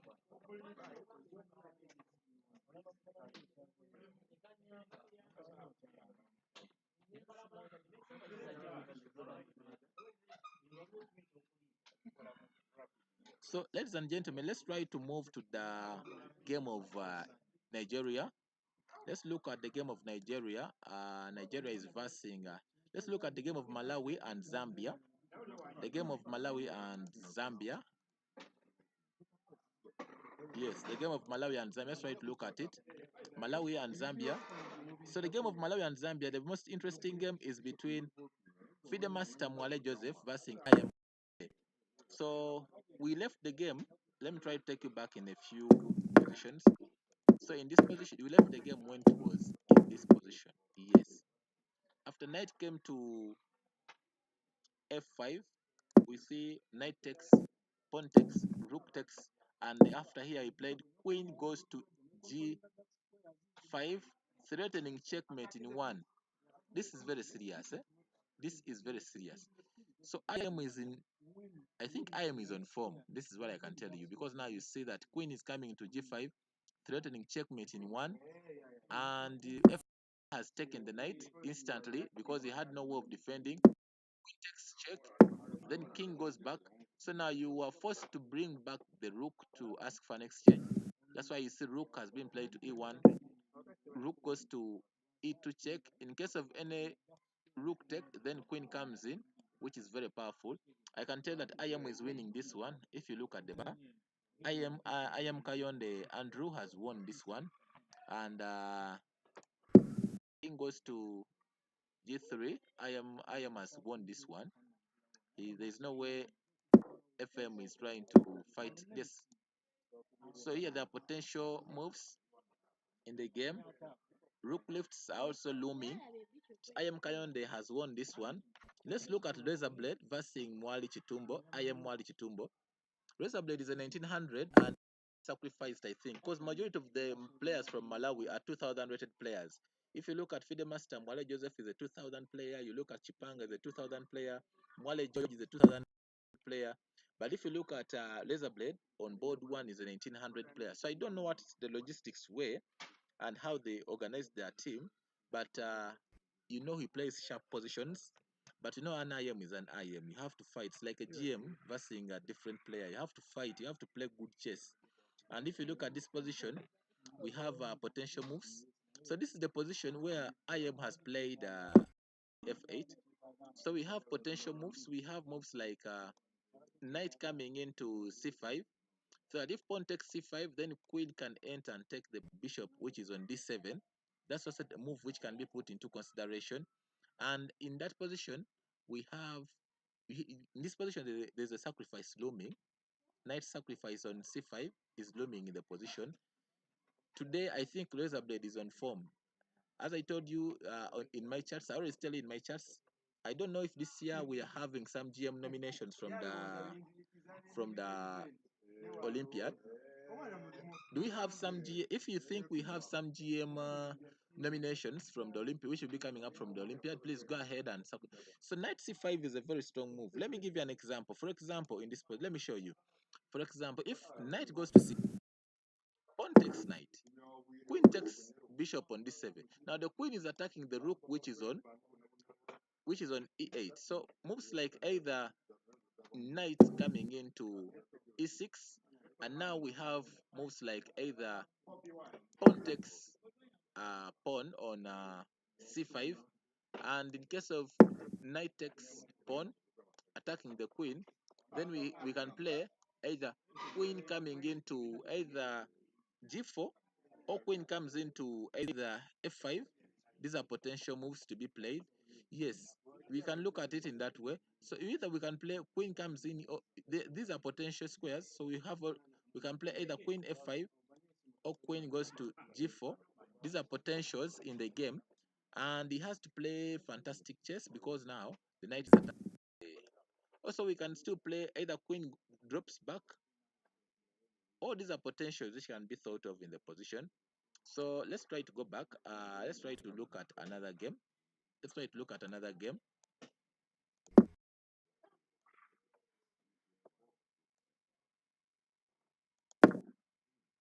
Let's try to look at another game and we see how it's moving on.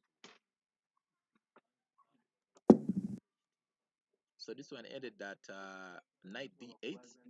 So let's try to see board 4. But the most interesting is on board 1 and board 2. That's why we are seeing knives coming in. We are seeing Mwale George is versing Koma George in this position. Which position? In this position, I don't know how the games are moving, but when you look at it, you see that at least some hopes that the game is still equal. And in the white pieces, we have Mr. Koma Michael versing Mwale George. So black has played rook a6. Remember, black is a piece down, so this is purely winning for white. Koma Michael is going to win this one. It's just a matter of time.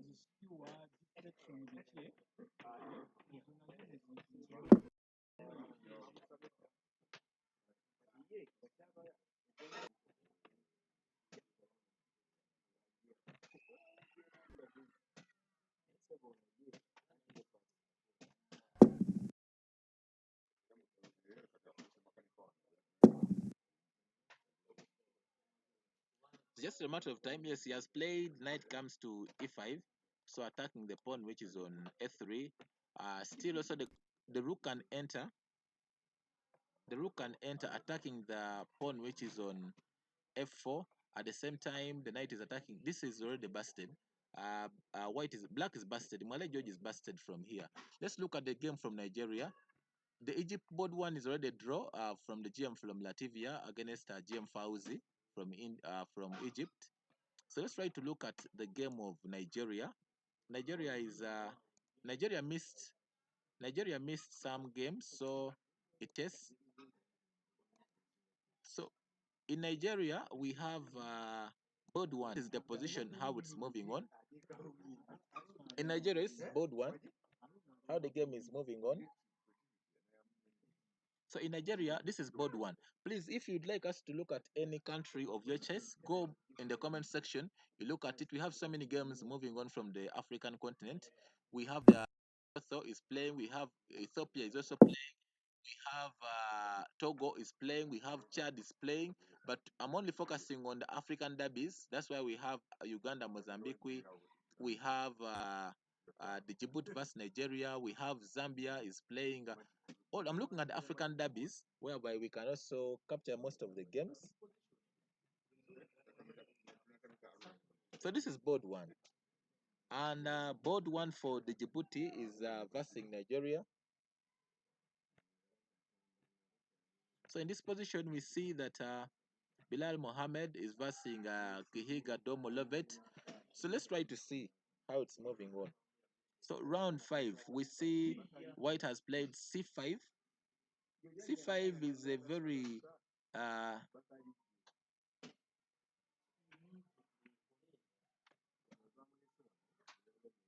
C5 is a move which is a little bit shaky in the position. For example, it moves like if pawn takes, then knight drops to C4, and after potential moves of either knight dropping, now the knight is supported by the bishop, which is on E3. So all these are dynamics which can happen in the position.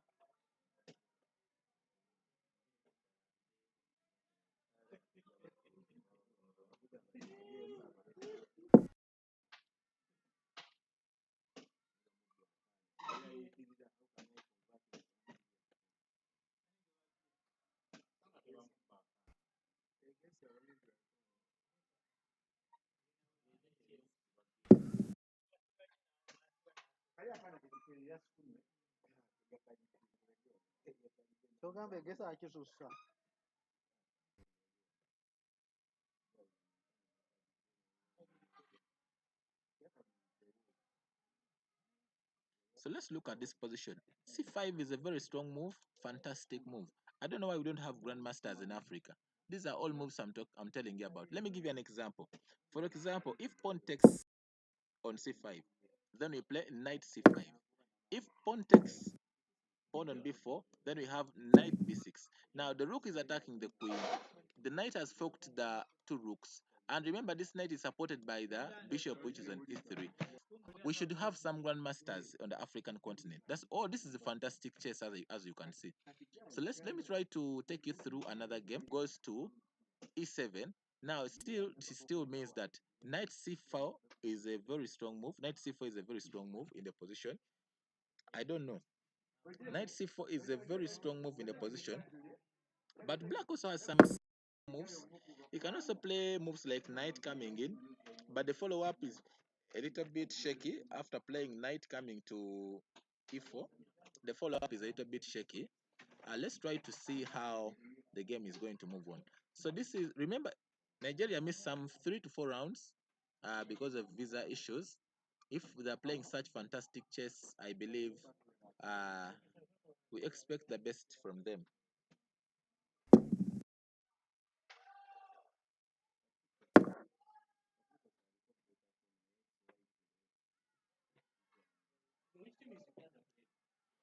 So let's see in the game. This is board 2. Nigeria is versing the Djibouti. Board 2 for Nigeria is Osuwinyi Abibola versing Omar Aden Omar. So in the game, let's try to see how things are moving on. So board 2 in this position, he has gone on to play. He has played knight goes to D2. So if knight goes to D2, what's the plan in this position? So that in the end, he's planning to play. There are potential moves in the game. He wants to exchange the knight off, and if he exchanges the knight off, queen takes, and then even he has some potential queen moves. Queen comes to C3, threatening mate in 1. At the same time, also this pawn will be hanging. Also potential moves like either F3, F4 can be put into consideration. So all these are potential. Okay. This is board 2, Nigeria versus Djibouti. Let's look at Owino. As I told you, Owino is a specialist in the Karokan. Let's look at the game of Owino on board 3 in the black pieces from Nigeria versus Muhammad Ali. Nigeria is not doing well on board 1.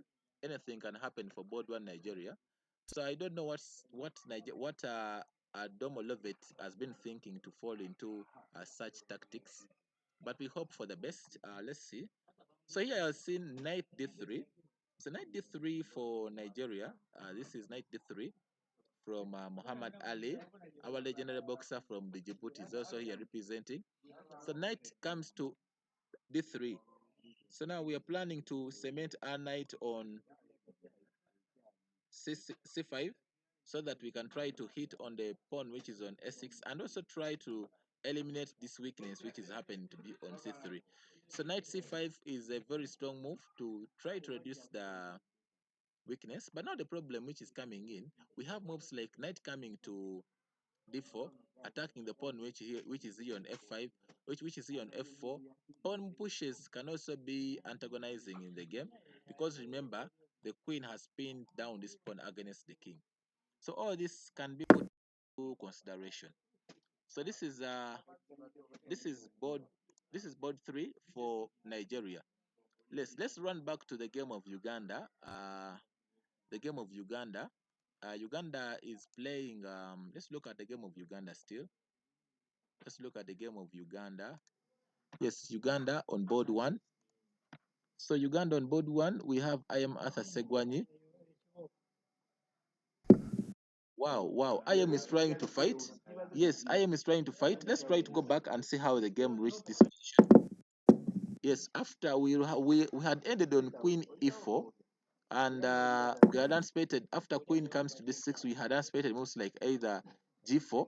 Let's see what yes, he went for G4, and in this position, we see that I am went for he took back the knight. So knight is trying to fight for knight exchanges. So here we have potential moves of either coming into b4. b4 is a very powerful move. That when knight takes knight, we can still capture this with our pawn, which is happening to be on b to take the c5. Yes, b4 was played, and after pawn takes. So in this position, we see that IM is trying to fight in the game, but Donaldo looks to be a very powerful player. So Donaldo has been off the scene from Mozambique, but he's playing fantastic chess of late. But let's try to change the board to see it from the perspective of the IM. So he has to play a very strong game, but you see IM has taken over the A column. The whole of this column has been taken off by IM Arthur, and IM is playing fantastic chess. Though all this is this is a very sharp game. It's a very really sharp game. Let's see how IM is going to fight on. So in this position, we have most like either knight coming to b6. You can see the knight coming to b6. We are controlling the A column, and also trying to connect our rooks and see how the game can move on. So in this position, we have moves like either knight coming to b6 or either knight taking knight. Yes, he has taken on the knight. Let's see which pawn is going to use.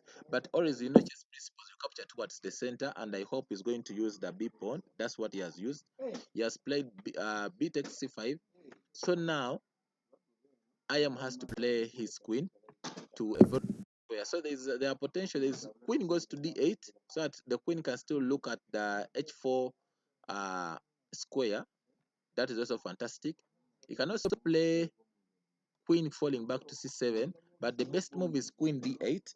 Queen d8 gives him a variety of moves to play. He can't risk. Yeah, queen d8 is the move Arthur Segwanya has played, because now queen d8, if you look at it, you see that he has chances of playing queen h4 in the future. You see that even he has queen coming into a5 also can be thought of. So IM is playing fantastic chess. He couldn't risk to play queen e7 because that one would call for f5, an immediate attack on the pawn. So queen d8 is a fantastic move, but you just know that IM is fighting in the game. This is a fighting game.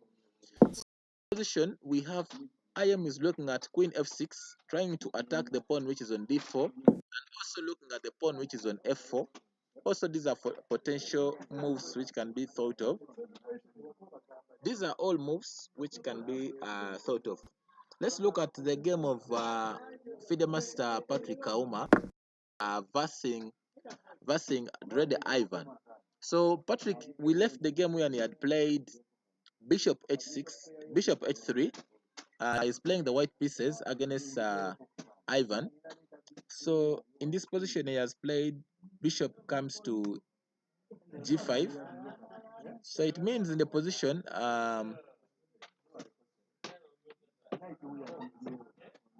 in this position, if FM can get a way of landing his knight on b5, knight d6 will be a very juicy square for the knight to sit. These are potential. These are squares which are juicy, and so long as we manage to sit on that, if we can also manage to play moves like either e3, knight falls back on e2, and then knight goes to it can also be thought of.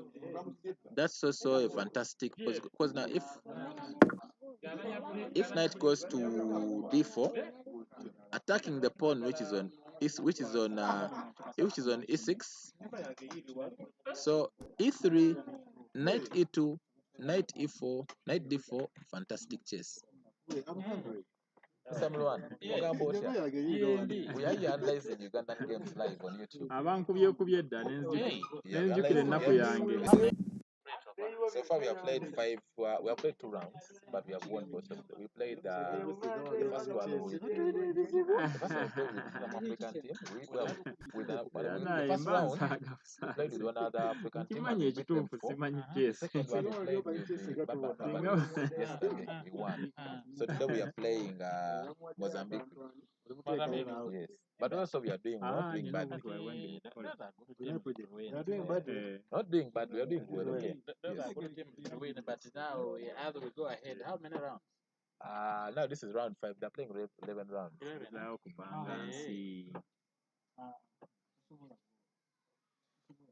So currently, Uganda is unbeaten. It has beaten all the opponents it has been versed against. So you know that now it means Mozambique has to fight. So now the problem with this pawn goes to e3 is not a good move, because now we have knight penetrating to d3. So that's why the pawn e3 is not a good move, because now knight can come into d3, and this can be very antagonizing, attacking the rook, and also taking all these squares. All these squares can be taken on by the knight. So it means e3 is not a good move. It allows knight going into. So these will be weak squares. So the calculation is very fantastic. Let's try to look at board 3. That is the game of Mal versus CM Egesa Emmanuel. So Egesa Emmanuel is in the black pieces. He has played h6. h6 is a waiting move, and he's trying to see what white has in the position. So this game, in this position, white can try to play some good chess. For example, if you go ahead to play pawn like if you play c3, then rook can win the bishop, which is on d3. So it means c3 is off the game. So it means moves like king coming to c1, d2, king entering to here. It can be a very good king maneuver. That's the only position which can be thought of.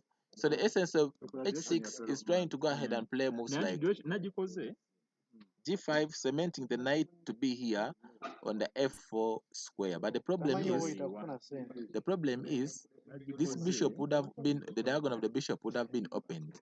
So all those can be thought of. So king comes to c1, king d2, then king e3. All those are potential moves in the position. So let's see how the game is moving on. Let's look at board 4. This is a game between the Subuga Haruna, Fidemaster Subuga Haruna versus Napoleon from Mozambique. As I told you, Haruna is a magician, and you see that now he has played queen c6.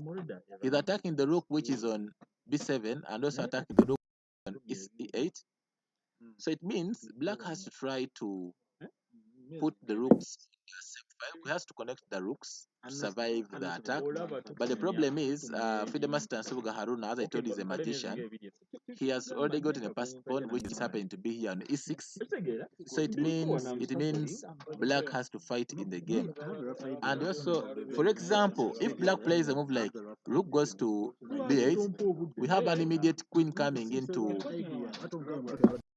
attacking the pawn, which is on s7, at the same time threatening to go ahead to play queen f7 check. So these are all potentials which happen in the game. So we see that if in case of rook b8, then we see queen entering, and it has queen either here or here. All those are potentials in the game. This is a very, very, very, very hard game to play, and he has to think of how to go ahead to play it. So these are all potentials in the game, and a very passive move which I can recommend. I can recommend a move which is queen coming into e7, rook coming into e7, which is a little bit not fair, but at least it can try to make them to be safe in the position. So this is Team Uganda is versing Team Uganda is trying to versing Mozambique. Let's go back to board one between Segwanye. Yes, IM has played Queen D8, and it's the turn of White to play. So in this position, White has to play good chess. So now we see that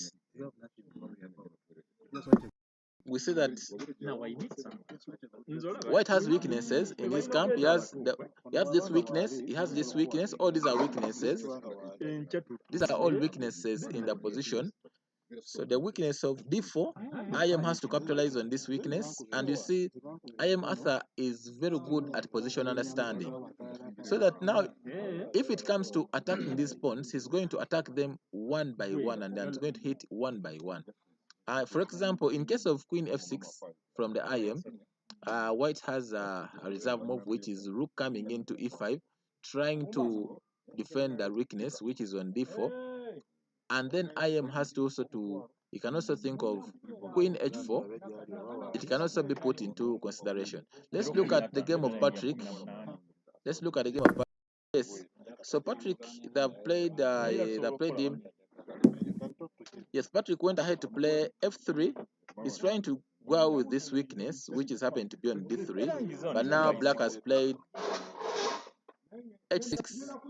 So it means, in case if he plays bishop f4, there is a potential g5 which can enter. So it's not clear on how he has to follow it up. And it's not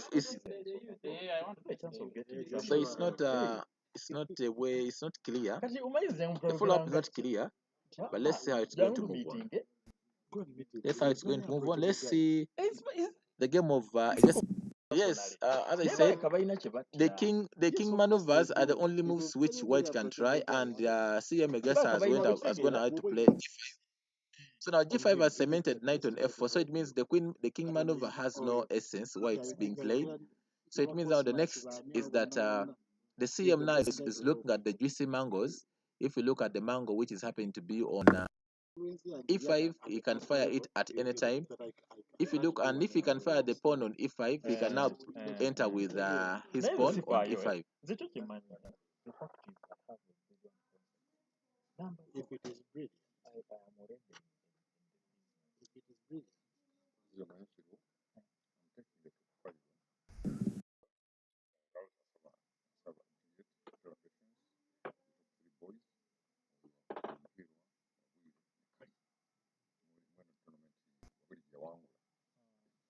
So this is the game. Let's see how it's moving on.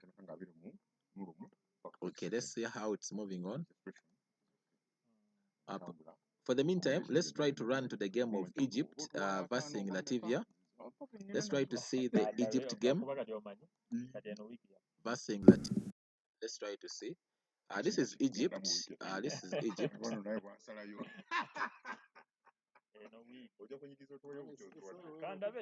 So board one is already a draw.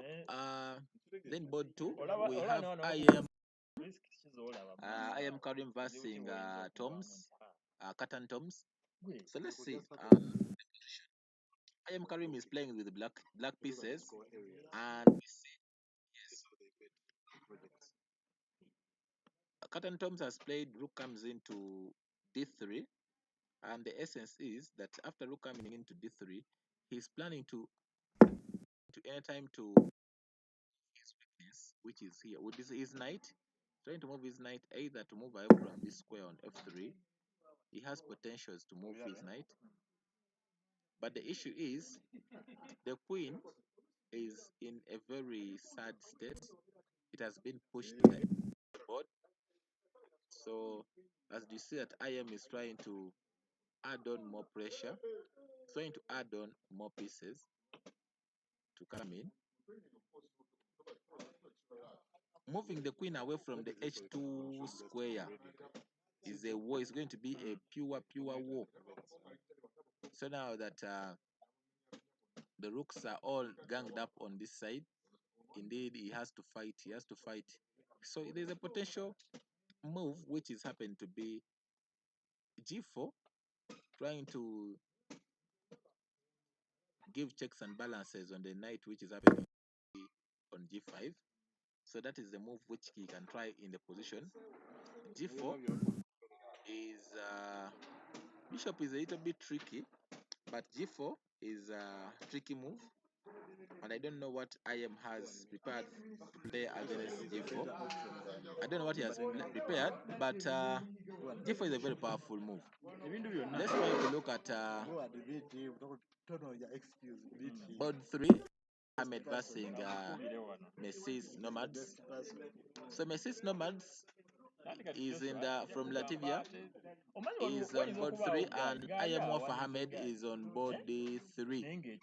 So in the position he has played, rook comes into c4, and if you have played rook comes into e4, attacking the pawn which happens to be on e4, and IM Wafa Ahmed has played rook comes to e1, trying to defend the pawn which is on e4. Remember, the bishop has pinned down the knight, so it means black is trying to connect the two rooks on the c column and then launch a fantastic attack on the white side. So let's see how it's going to move on. So rook c8 can be put into consideration. Rook c8, I think it's the move which is on the card. Let's look at Sadiq Samale. Let's see.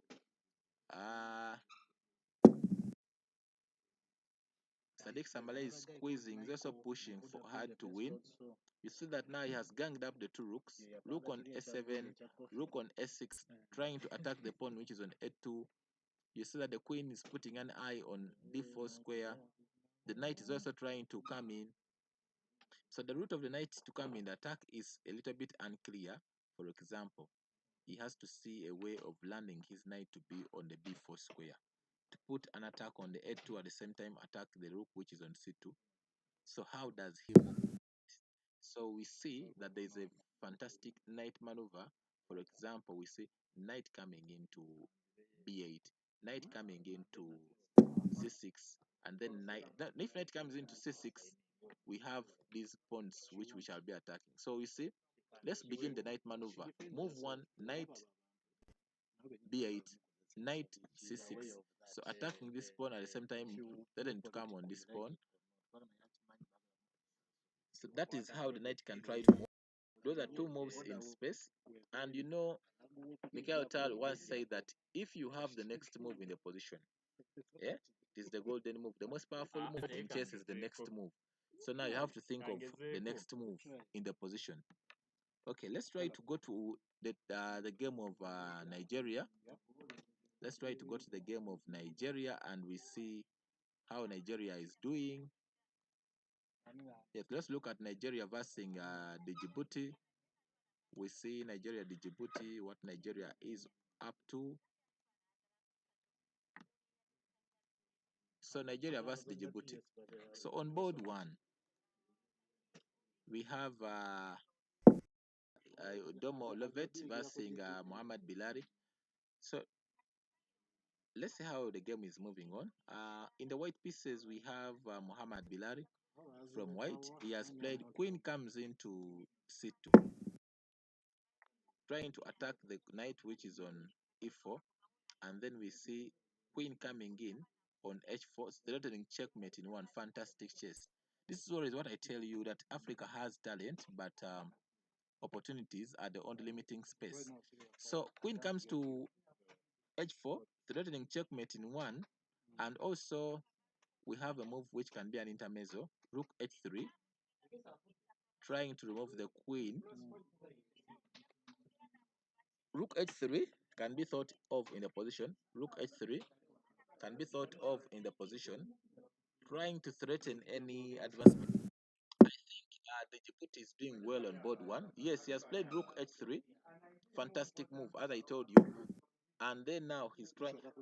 Nigeria is fighting for a draw, and what I can tell you is that the game is a little bit unclear on the follow-up. But I think rook coming into f1 can be put into consideration, or even queen coming into d1 be thought of. Let's see what Mohammed from Nigeria is going to be playing in the game. So the game of the Djibouti versus Nigeria, board one. This is the game we are focusing on. Let's see how the game is moving on. Let's see how the game is moving on. This is still board one. This is board one. Let's see how the games are moving on. And we believe that all is well. What we have to focus on is that to be played. Let's see. We see queen has been played to g4. So I don't know. Queen g4 is a fantastic move, but queen d1 can also be given consideration. But remember now, the bishop and the knight are all having eyes on this c square, this c3 square, and white has to be putting an eye on this c3 square. So the c3 square is also there put into consideration.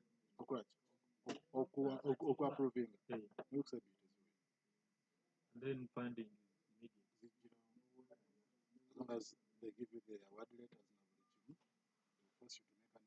so let's see, queen d1 can be put into consideration in the game.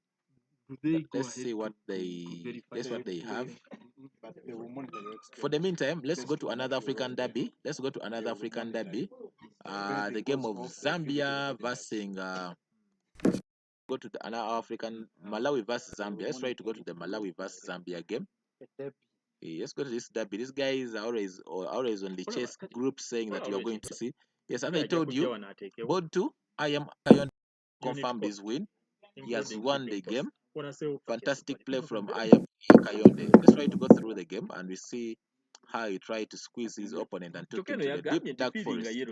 So let's see. This is Kayonde. Andrew was playing white pieces. He began with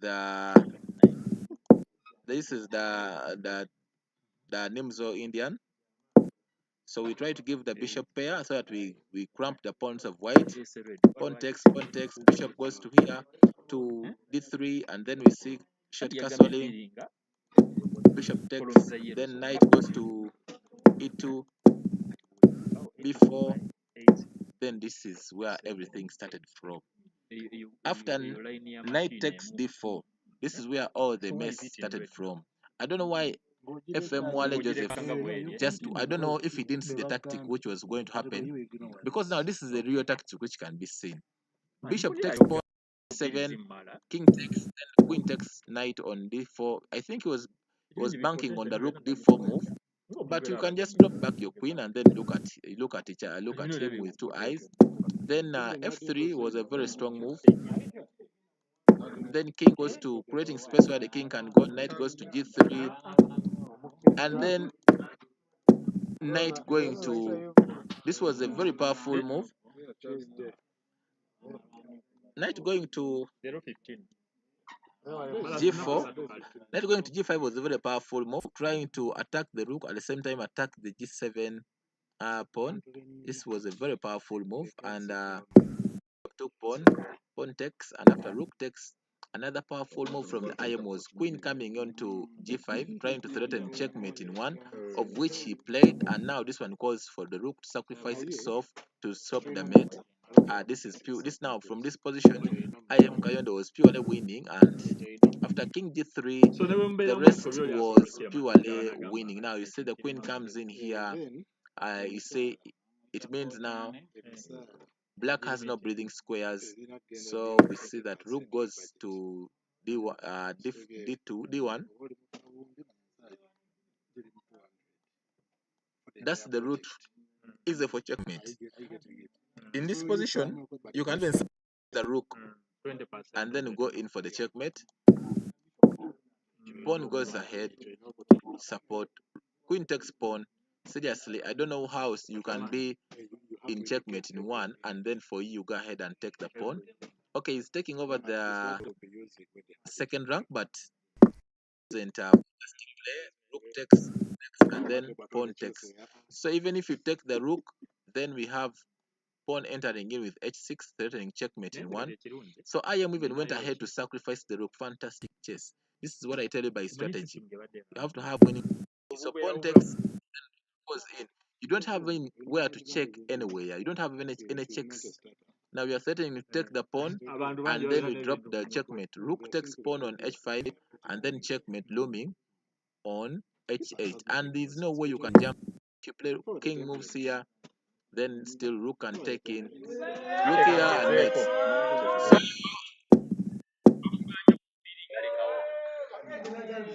So in this position, we see potential move checks. We have queen checks coming in. We have rook checks coming in.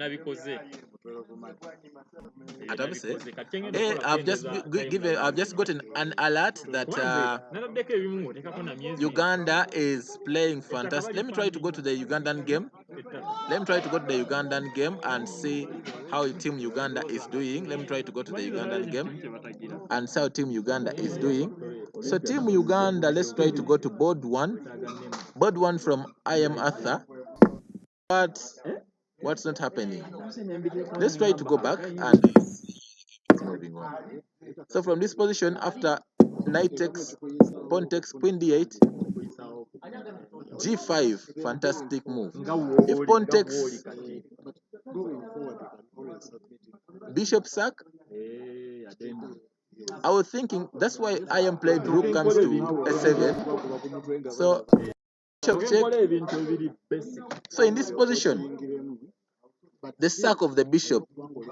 Let's see, because now if you play move like king going to h8, queen coming into h5, that's a pure loss. That's a dead draw, a dead loss.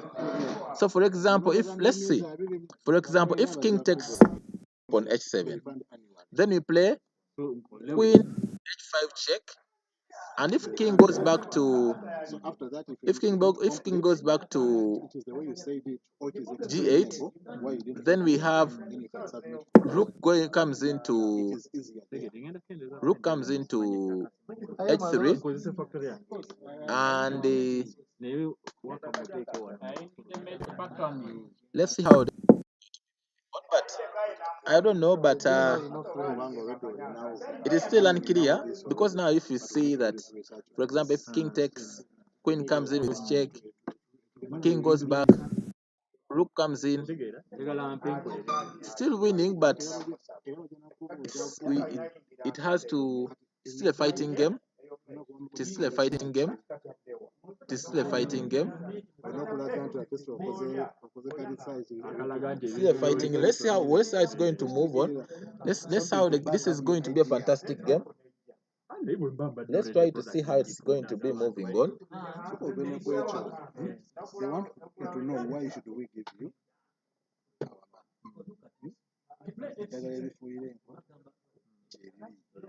this is why should we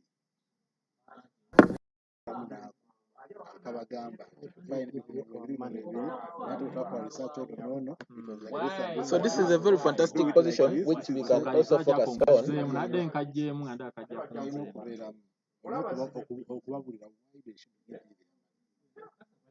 So let's see, this position is very, very, very enticing.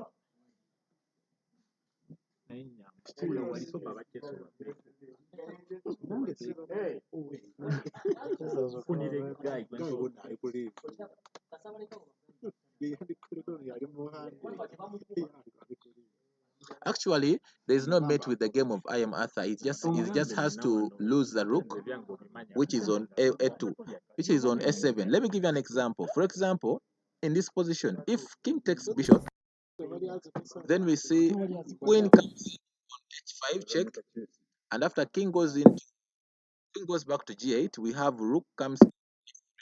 So there is another intermediate move which he has to try in the position. He has to play F5, opening a square for the queen, and then now white has to play pawn takes on G5, trying to go ahead to push the pawn to enter on G6. Then he has to sacrifice another pawn. That is, pawn comes into G6. Queen takes pawn on G6. It is going to be that one gives him survival chances. So that's why in this position, after pawn comes to G6, then white has to play queen goes to H8 check. After king comes to F7, then rook, not even rook, the best one is even queen. Queen comes into check on H7, and after king goes to E7, king goes to E8, then queen takes the rook on A7. So it means, and now IM has also another survival instinct. He can go on to play queen takes pawn, which is happening to be on G. So this game of IM is a little bit shaky, but he has to go ahead with fantastic play. White has to go ahead and win the rook, which is on A7, but it's a little bit shaky. If you have to play it accurately, because if you don't play it accurately, you can end up losing the game. Let's go back. So in the position, it is very hard to go ahead and the game is a little bit still tricky. You have to play fantastic chess. So the game of IM, the circle is okay, but there is no mate, but he has to lose a lot of material in the game, as I've showed you. Let's see what he does, because now if he doesn't pick the bishop, still it is also not easy to take on. If he doesn't take on the piece, I don't know why you have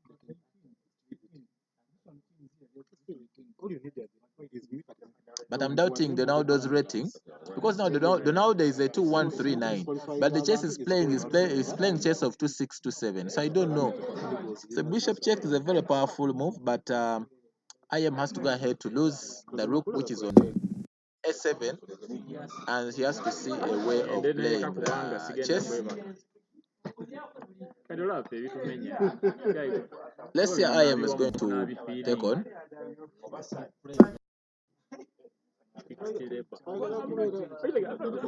So let's see. Let's go to the Patrick game.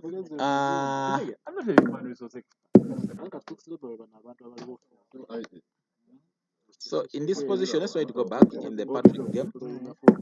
So bishop takes, rook takes, and then knight comes in to give checks and balances to the queen.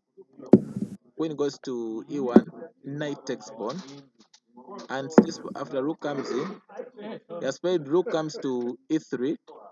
So it means even the game of Patrick, it's still unclear how he's going to go. But I already told you that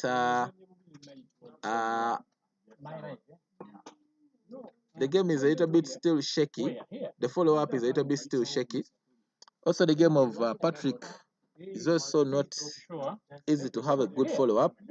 Oh, IM has resigned the game and see the follow-up, but I think he didn't see the follow-up. He was just going to lose material. Let me give you an example. For example, if king takes the bishop, then we play queen comes into check, and if king goes back, then we play rook comes to h3 check, threatening checkmate in one. So he has to go ahead and play pawn comes to f5, and here we go ahead and play pawn takes g5. So in this position, he goes ahead to sacrifice the pawn, happening to come on pawn g6. Then we have a move which is queen goes to h8 check, and if he plays king goes to f7, then we play queen comes to h7 check. If king goes to e8, then we win the rook on s7. So this gives still at least you still have fighting chances, and If you look at the evaluation, the game can also still be played, and I don't know, but because of the tension, I am went on to resign, but it was still a playable game. So far the ratings, we still have Uganda has lost one board. So Ronaldo from Mozambique, Mozambique has one win so far. It is 1-0 yet. So let's look at the game of the magician Subuga Haruna. Subuga Haruna is grinding the opponent. So far you see that he has a queen for 2 rooks, but black is still fighting on. But it's not easy. It's not easy to play. The game is still unclear. So in this position, for example, we have, in case black plays moves like either rook goes to b7, then we have moves like either pawn entering. Let me show it to you in the position. For example, if rook goes to b, then we can play pawn goes to e7, and in case rook goes into pawn, then we have queen check, checking the king and winning the rook, which is on s7. So that one also can be put into consideration. So let's see what is in the position. So this is board 4, Uganda, still also fighting on. Let's look at the Egesa CM. I guess Egesa is playing fantastic chess, and it's a little bit unclear how the game is following up, but black has a slight advantage, as you can see. Black has some slight advantage, though white is also fighting on. So for example, moves like either knight entering on f4 can also be put into consideration. So white is in Zungzwang. Anything funny, it can make him lose the game. So let's try to see the game of Patrick. Yes, Patrick is in the white. Patrick has played bishop dropping back to g2, putting an eye on the knight which is on e4. The next move is willing to take off that piece, and you see that black has to drop back the knight, either knight f6. He has knight f6. He has knight dropping to c3. There is also knight coming to d2. All these are potential moves. In the position. Also, there's another interesting move which begins with queen coming into f6. Another funny variation begins with queen coming into f6. Can also be seen. Queen coming into f6 can also be seen, and is also a little bit unclear on how the follow-up will be. But Mozambique is putting up a big fight. In the position. Let's look at the game of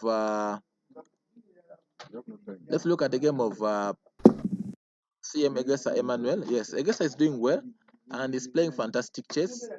The game is a do or die match. Let's try to look at the game of Egypt. Let's look at Egypt. Egypt has so far a draw on board 1. Board 2, let's look at the position which is happened to be on board. Board 2, we have Katans versus Karim. And I am Karim is in the black pieces. He has been squeezing. Yes, as I said, we had a pawn which was coming into g4. So let me see. Let us see the game. Still doing well. Let's look at board 3. So this is Karim. So Karim in this position has the position is a little bit unclear on the follow-up, but he has to fight. He has to fight in the position because every move is a little bit unshaky. So for example, moves like either bishop dropping back to e8, bishop coming to g5, attacking the rook. These are all moves which can be in the position, and fighting chess can also be seen. So trying to play, but the issue with the move which comes in, for example, if in case of any bishop moves, the rook can still enter, and it's a little bit unclear, but still you can also play rook comes into g7, and after rook takes bishop, you can still also play rook takes bishop. So it's going to be fighting chess. The puzzle is still a little bit complicated, but all can be thought of. Let's go to I am Wafa. Let's go Mohammed. I am Wafa Ahmed on white. So I am Wafa Ahmed is on white. So you see the pieces are the same. We see that the rooks are also here, but we see that white has some slice. I am Wafa has some slight advantage.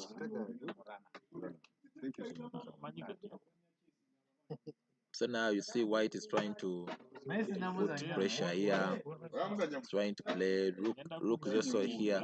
So rook comes in. Rook is coming in to attack. So the next move is queen coming in here.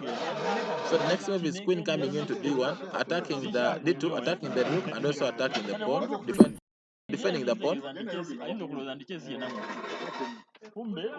So after rook here, we are trying to. The queen was eyeing on this. So we're trying to block it. We're trying to block it with the rook, because now the potential rook moves were going to be coming in. So this can be put into consideration. But I believe in this position, black has chances in the game. Let's look at board 4. For Egypt, that is I am Sadiq Salem is versing Salem is versing Limas. So in the position, we see that in the game between Sadiq Salem, we have Saddam Salem is versing Sorotas Limas. So black has played rook coming into s6. So now the problem is that he has a bad bishop. Bishop is sitting on the pawn. He has a bad bishop, and also the knight is very far from the action. So rook check can also be thought of in the position. And the follow-up is a little bit unclear, but rook check can also be thought of in the position.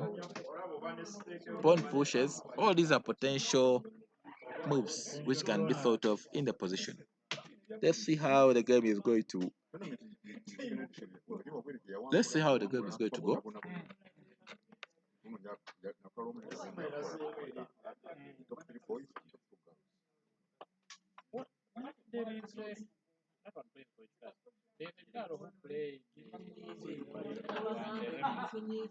Let's go to the derby.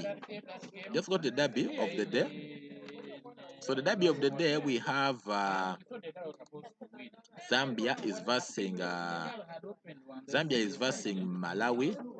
So we have Kayonda Andrew has already won the game. We have Chipanga versing. This game is moving to drawish lines. So Chipanga versus PDM, the game is moving to drawish lines. After white has played, rook comes into. Actually, black is winning in the game, but he has to play energetically, because now after rook is coming in here to begin these funny checks. So black has to enter. Rook comes in to check. Black moves forward. Let me just show you a sample. For example, if you play king comes in, rook goes into check, king goes to e3, and then rook goes to a7. So these are potentials. In case of pawn moves forward, king can come in, and the game is still a little bit unclear on how the follow-up is going to be, because now we have potential rook checks, which can be very disturbing in the game. For example, for moves like king coming in here, rook comes in to check. If king goes back, then rook goes back. So Black has some slight advantage in the game, but let's see how the game is going to move on. I think that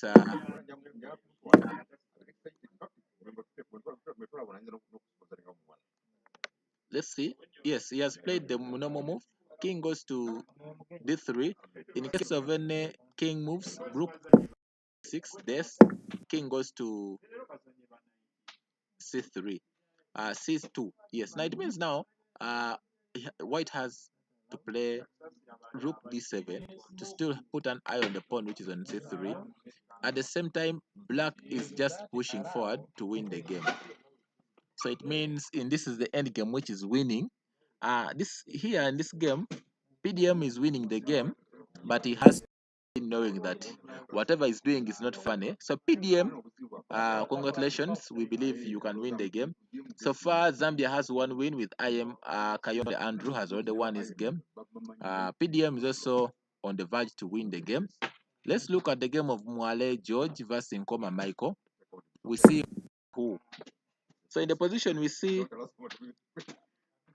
Mwale George from Malawi has played rook b4 check, and black is a pawn down, and even this pawn is having chances of being taken in the next moves.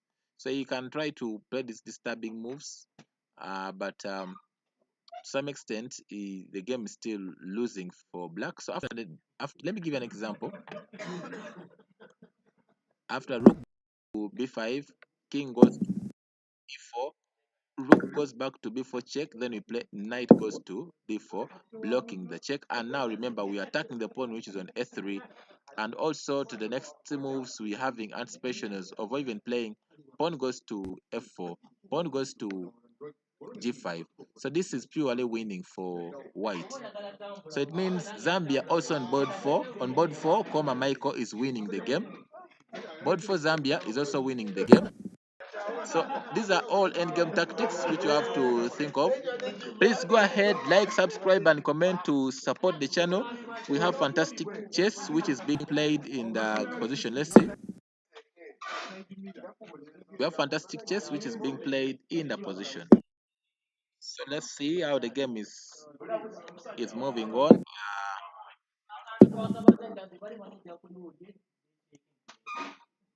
Yes, it's what he has played, but now knight comes into e4, so it means the check which is coming in on b4 doesn't make any, it doesn't yield any.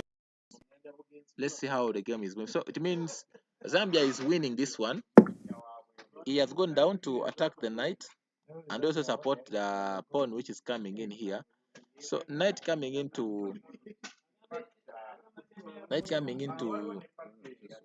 but the strongest move is basically playing the strongest is playing rook coming into, king coming into this. In case of any push, he has played knight. It's okay. Knight is fantastic. It cuts off any checks attacking this pawn. Yes, knight d4 is fantastic play, attacking the pawn which is on f3. So it means the rook is going to be on this column, as white will be progressing forward to win the game. Okay. So let's look at the game of Nigeria. Let's try to see how Nigeria is progressing. The game of Nigeria.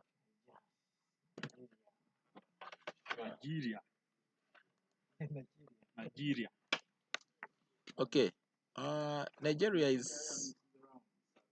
Nigeria has so far won on board 2 against Osei Abibola.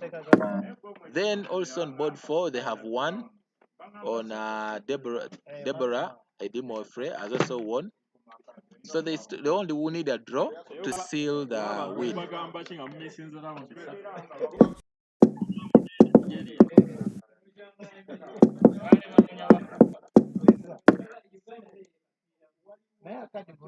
So I think in this position, white underestimated the power of the rook. This is very powerful. Now you see the bishop and the rook are all here. So he played bishop takes, and now the problem came in. The rook is going to be winning the pawn and supported by the bishop. Queen takes, rook takes, and after queen wins, the bishop, which is on b4.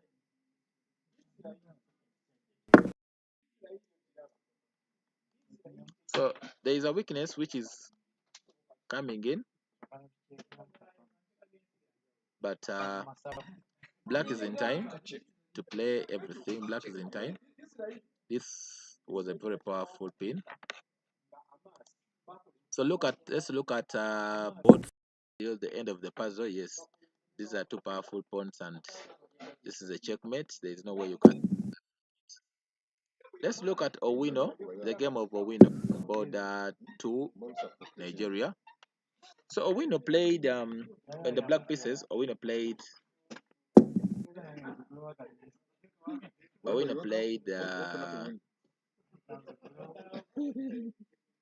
in the black pieces. Queen comes in here because it has been attacked by the rook. Knight is watching. For example, in order to this pawn is being protected by two pieces, so it means black is fighting on, and also white is fighting on. Muhammad Ali from is fighting, so Djibouti is the must win. What? This guy has sacked a rook. Am I saying fine? Owino has sacked a rook. Fantastic chess. If pawn takes rook, then knight comes into f5 check, checking the king and the queen. Wow, this is fantastic chess. So it means if, for example, if pawn takes, then knight comes in, knight check, checking the king and the queen, and this is purely losing for white. Fantastic chess. Nigeria is on fire today. Today Nigeria is on fire. This is fantastic chess displayed on top level. This is fantastic chess. Let's see. It means the rook is untouchable. It means the rook is untouchable. Let's see how the games are moving. The rook is untouchable position. So let's try to see how it's going to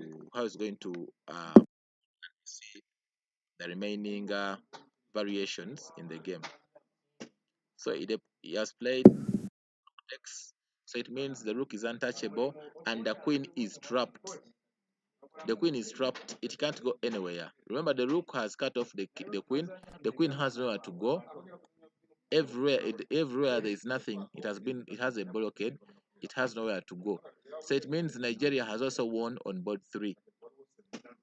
Congratulations, Nigeria. We welcome you to the winning moments. Fantastic chess. So Nigeria is playing the Djibouti, and so far Nigeria has 2 wins, and it has also won on board 3. So far Nigeria has 3 wins in a row. So we're only waiting for the result on board 1. We see how board 1 is going to be on. So board 1, Nigeria, we have Muhammad Bilal from Egypt versus Bomo Levet. So Bomo Levet has played. King comes in here, and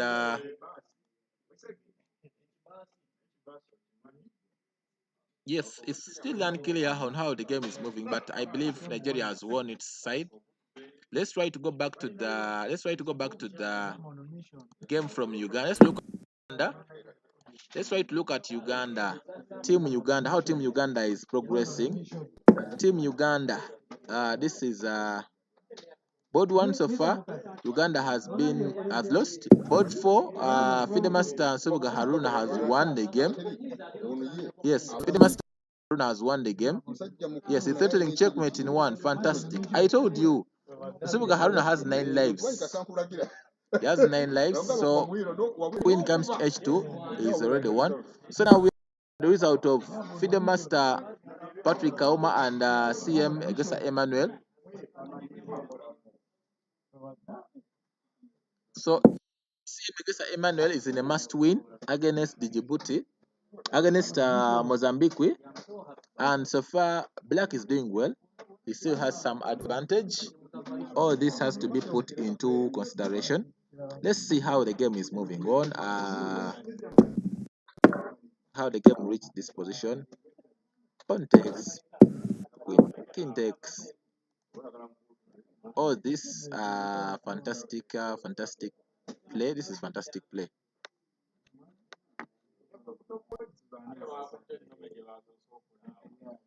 So let's look at the game of Patrick. Patrick is doing fine. Patrick is doing fine. We hope Patrick is doing fine. All we hope is that the fantastic end game player. Yes, Patrick is doing fine. All we need is to expect fantastic play. So now, so far the results are Uganda 1, Mozambique 1. 2 balls to decide the winner. We are looking at Patrick's game and Egesa Emmanuel to decide. But Freedom Master and Sovu Garuna has already won his game. IM has lost. IM Arthur has lost the game. So far, we are looking at Patrick to give us the result. Also looking at Egesa Emmanuel also to give us the result. So for the meantime, Uganda has 1, Mozambique has 1. So let's look at the game of. Let's look at Egypt. Let's look at Egypt. Let's look at Egypt. We see Egypt is still playing. Egypt, we have a draw on board 1 from Fauzi. Jem Nikta from Latvia. Latvia. Then we have I am Karim versus Katans fighting on.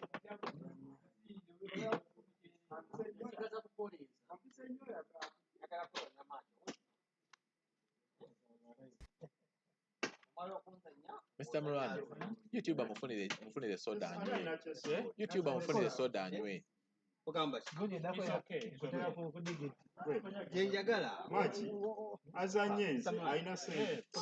let's look at let's look at the game of Uganda.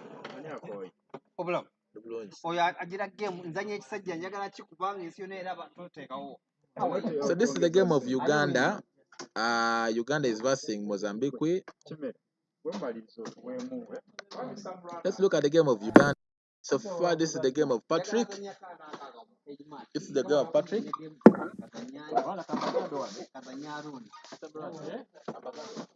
You will feel 2 years. You just need but not had it again.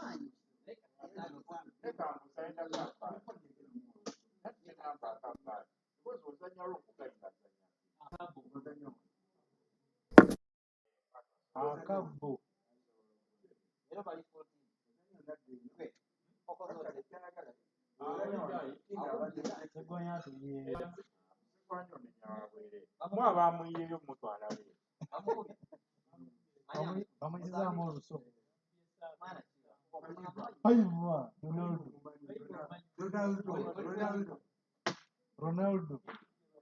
Amukubye Cristiano.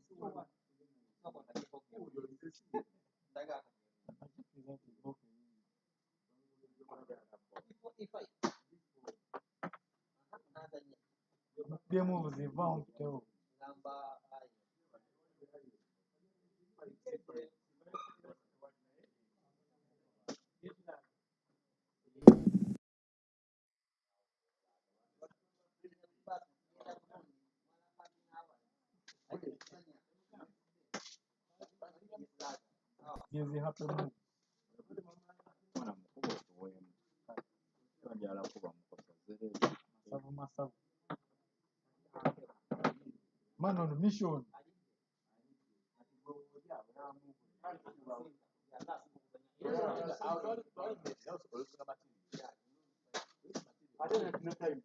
You lose the rope. No time Dina.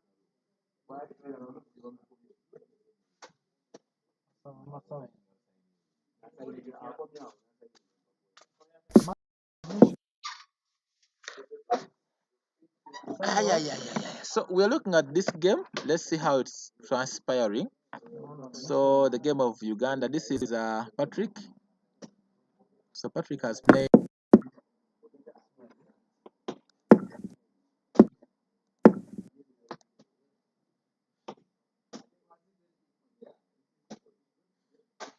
So this game Patrick's game may end up in draw, and because now this is the drawish line, this is a drawish game, drawish end game, it may end up in a draw. I think he's planning moves like either pawn comes to 6. They can also be put into consideration. The rook takes pawn on a7. Still unclear, a little bit unclear, but anything can happen. So this looks to be a drawish game. But let's see. Let's look at Emmanuel's game. So Egesa has played rook comes to c7, trying to protect the pawn which is on h7. But if you look at the material, CM has 4 pawns against 1, 2, 3, 4, 5. Has 5 pawns. So this is also a little bit unclear. This is a little bit unclear. Yes, but White has advantage in the position. All we have to. So they are moves like either knight coming, bishop coming here, bishop coming in, bishop coming here, bishop coming here, rook coming in. All these are potential plans in the game. They can be thought of in that way. So let's wait for the result. But the fight is 1-1. Fight's 1-1. Let's look at the game of Zambia. Let's look at the game of Zambia. Let's look at the game of Zambia. So Zambia, we have I am kind of Andrew has already won this game. Chris Daniel should be winning. PDM should be winning the game.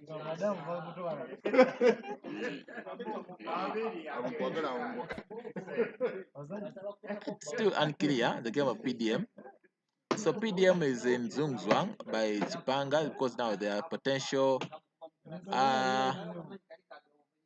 queen checks which can come in.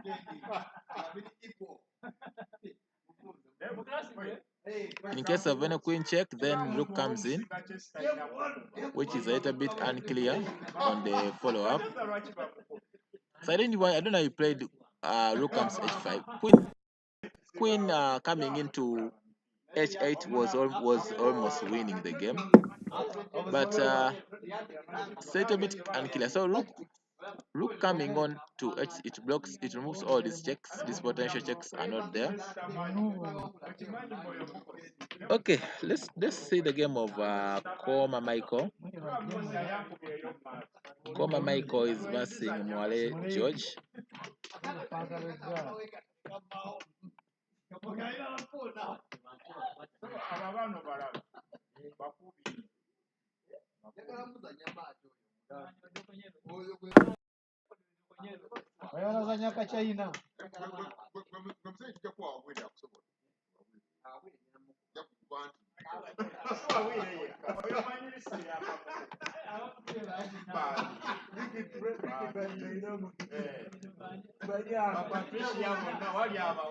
Okay.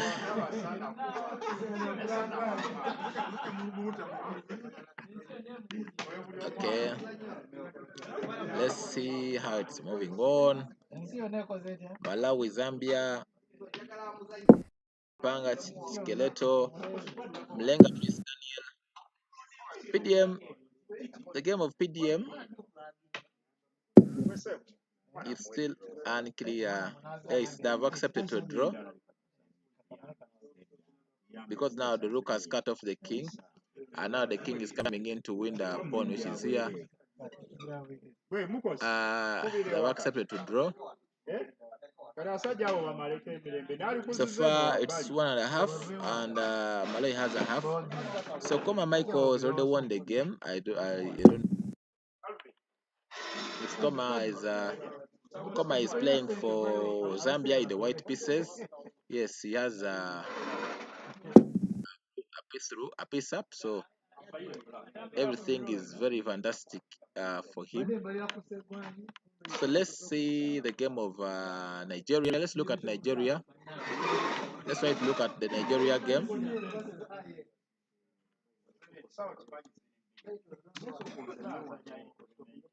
Let's look at the game of Nigeria. So Nigeria, we have yes, we have a win on both. We have I thought when a winner must have won the game. Wait, a winner didn't win the game. Still fighting on. Okay. Okay.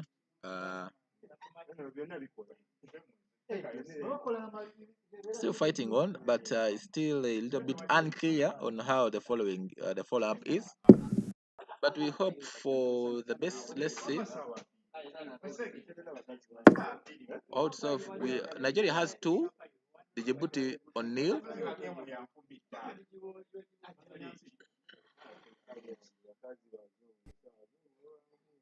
Djibouti on nil. Let's see Nigeria.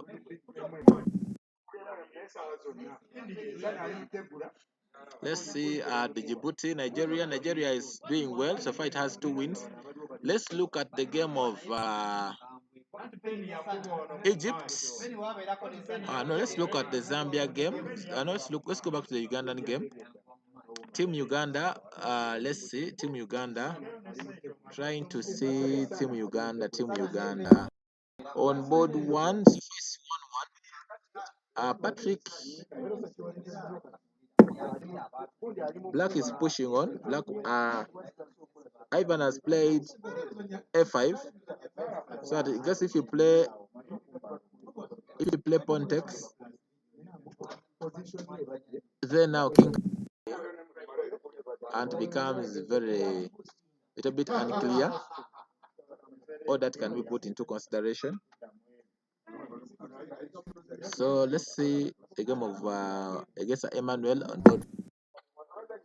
on board 3. I guess in the black pieces, White has played Rook coming in here because now the Knight and the Rook have been attacking that. So Rook comes in to defend the pawn which is on C3. Okay. And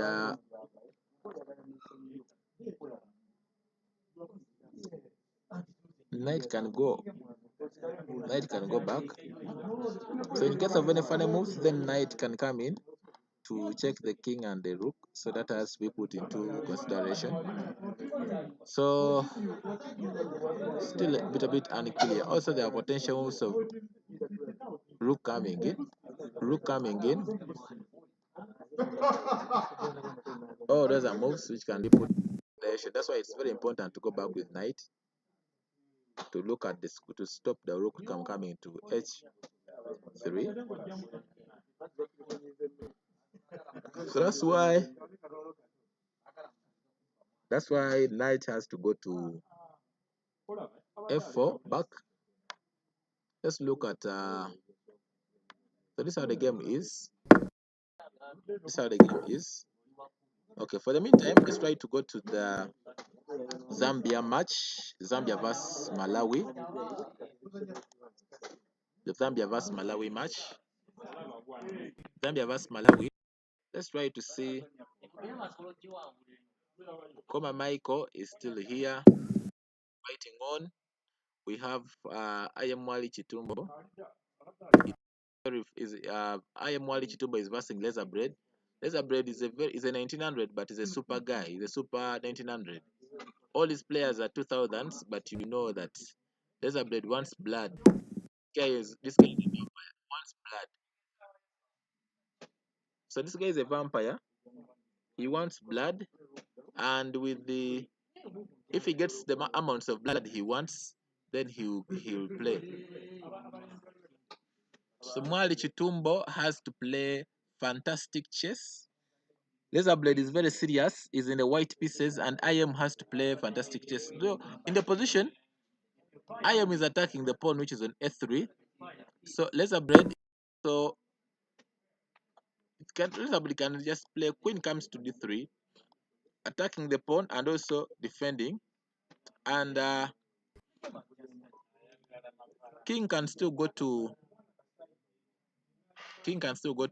g1.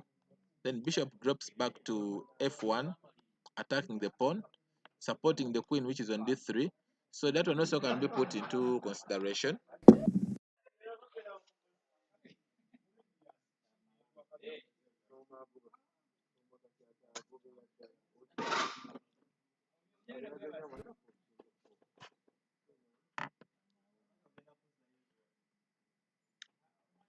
So far on the highlights, which are happening to be on the highlights, let's try to check on the.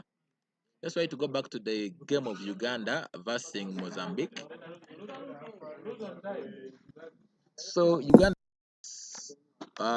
Mozambique, Uganda versus Mozambique so far. CMA is fighting so far, but white is making things very, very, very complicated. Now the issue that Egesa has put his pawn on a6 and b5 in the white squares. Remember, white has also a white bishop, so it means it's very hard to go ahead to play against these two.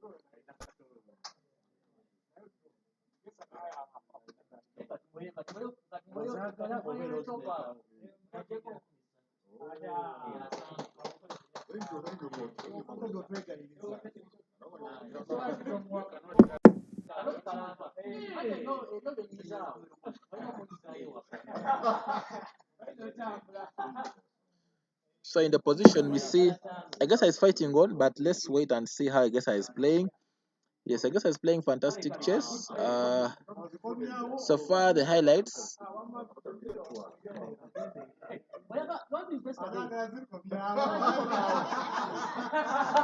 Let's try to look on the highlights so far. Highlights so far. Let's try to see how games are progressing. How the top boards are progressing. Let's try to see. So the top boards currently we have.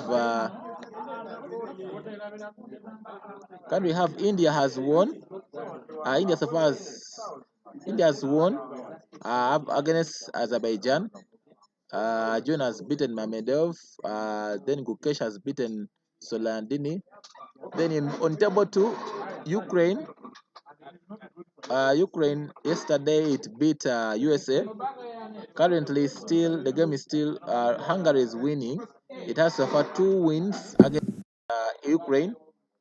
So currently, Dingren against Spain. China has 2 draws, and also let me try to go through the game of Wei against David. So Wei in the white pieces. The game is still a little bit unclear. It's a game of Wei versus this is Spain. Wei in the white pieces versus GM Oton David from Spain. So Wei is in the must win against the white pieces, but it's a little bit unclear. Let's go to Poland versus Vietnam. It's still 2-2. It's still 2-2. Norway, Magnus Carlsen is versus Yilmaz Mustafa. So Magnus, the black pieces.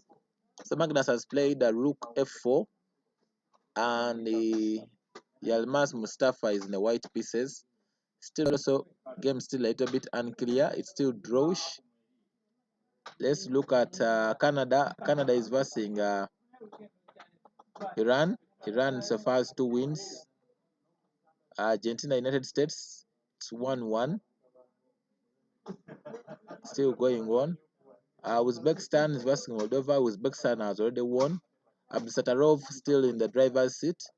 Cuba, Netherlands, still Netherlands has already won. It is no, still not yet. Still 2 against 1, but still 1 board to go.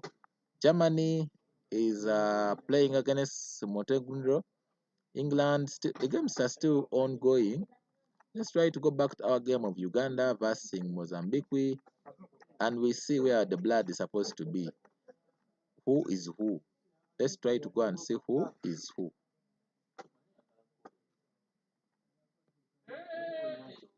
So let's try to go back to the Patrick Kauma game. So he has taken So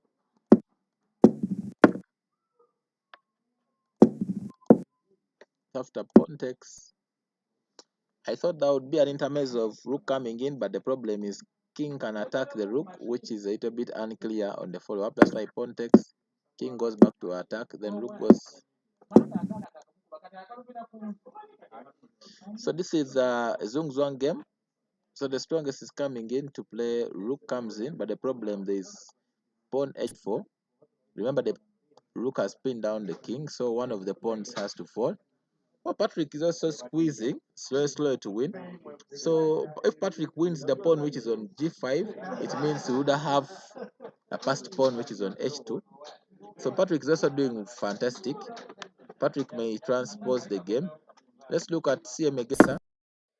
Yes, Egesa is fighting on, and the game is a little bit also unclear. But the issue is, just has to play knight coming into f4 to stop the rook from coming in from this side. So that one has to be, so rook can also come in either on h5 or either, yes, knight f4 is the only move he had, as I told you, to stop the rook moves and also to stop the knight. So I think Patrick is winning. All we need from Egesa is to give us a draw. So we can bank on Patrick to win the game, and Egesa all we need is a draw. But the game is still unclear. So let's currently look at the game of Nigeria. Let's look at Nigeria. So Nigeria, let's see. With Nigeria, let's try to see. So Nigeria has so far 2 wins, and this is board 1, Nigeria.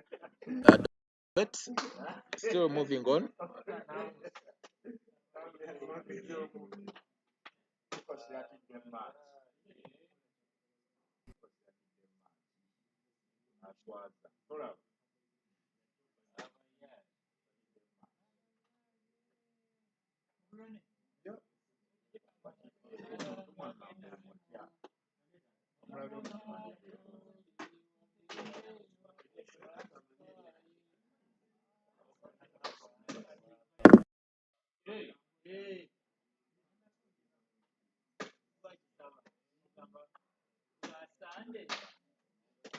So this is the game of Nigeria versus the Djibouti versus Nigeria. This is board 1. Board 1, Djibouti versus Nigeria. So Nigeria has played rook goes to e6, and after rook goes to e6, trying to defend the pawn which is on d6. Game is still unclear, but white is still fighting on. Nigeria has the player from Nigeria who is Domolovet is still in the driver's seat, still moving on.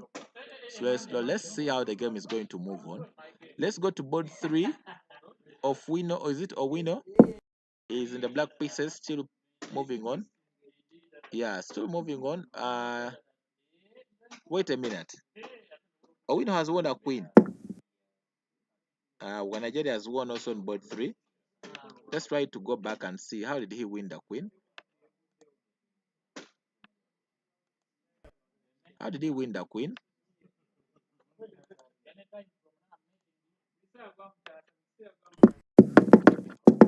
Let's try to go back. Oh, this is the game.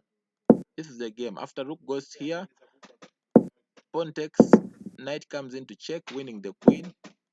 Knight takes queen, king takes knight, and then pawn takes pawn.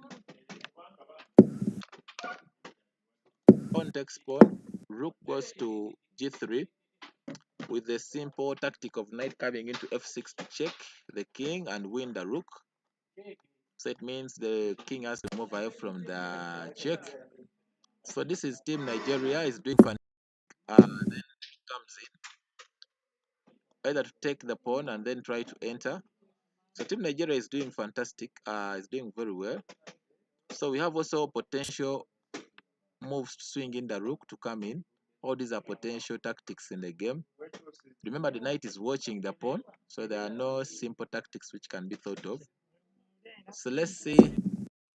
Coming into, then king goes away, knight comes in, pawn takes, pawn comes in.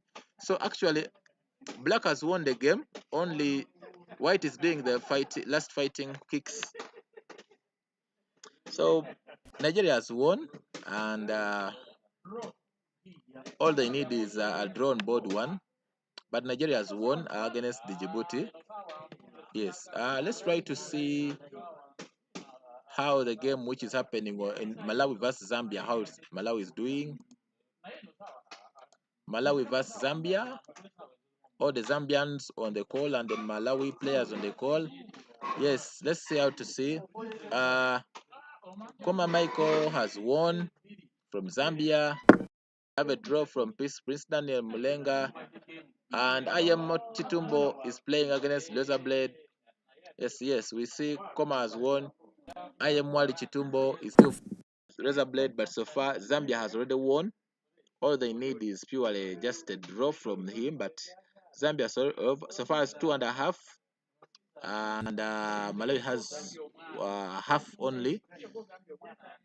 And I is also playing fantastic chess. Let's see if we can have some things to play. So currently, I would like to urge you to go ahead, like and subscribe, support the channel. Let's go to the last game. This is the game between Egypt versus Latvia. So far, Egypt has lost on board 2, and it has a draw on board 1. So far, 2 boards to go. We have this is a game of I am Mohamed. Yes, I am Mohamed is winning. He has so far is in the white pieces, and you see this is the win is just easy to go, because now you see that a6 a7 it instantly wins. And yes, Egypt is winning on board 3. Let's see on board 4 how Egypt is doing in the black pieces.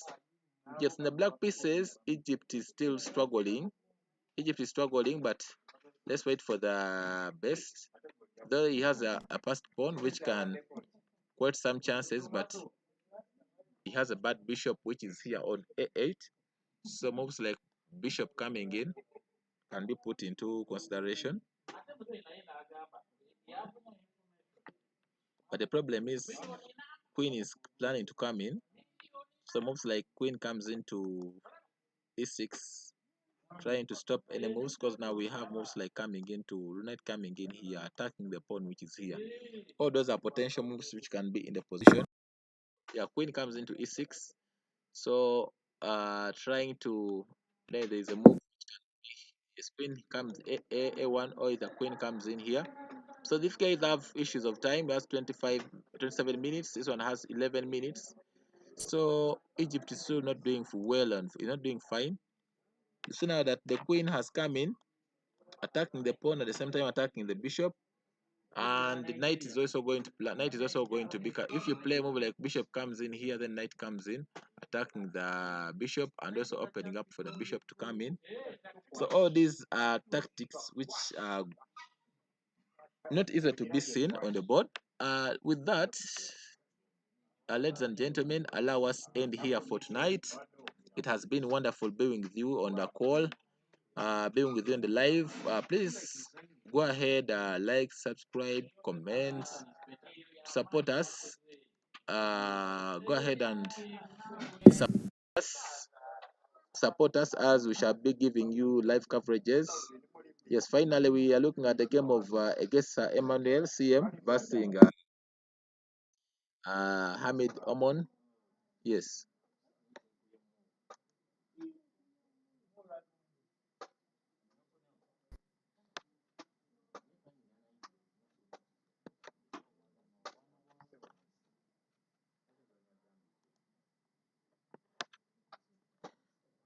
So far, if you look at the game of Cote d'Ivoire is also not doing badly. It is Cote d'Ivoire has lost all the 2 boards down against Thailand, and it only has 1 draw on board 2, and the game on board 1 is still ongoing, but currently it has already lost against Thailand. So currently Uganda is also 1-1 with Mozambique, and Egesa is pushing on with a draw. Egesa has a draw in the hand at least, because now you see the knight is attacking the pawn which is on c3. The rook has to come back to defend the pawn on c3 with rook d3. So it means this is a draw which has been granted in the hand.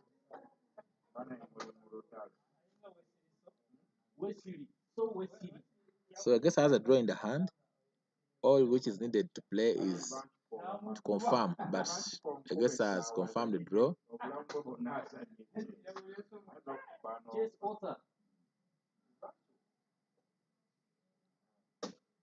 Yes, Augusta has drawn, and we're waiting for Augusta's draw to be confirmed. But so far, if you look at the pattern, it is still unclear. But Augusta his game is purely draw. No, Augusta's game is purely draw, and we are waiting just for confirmation. But all is needed is basically just a repetition of moves, and we can have a guaranteed draw.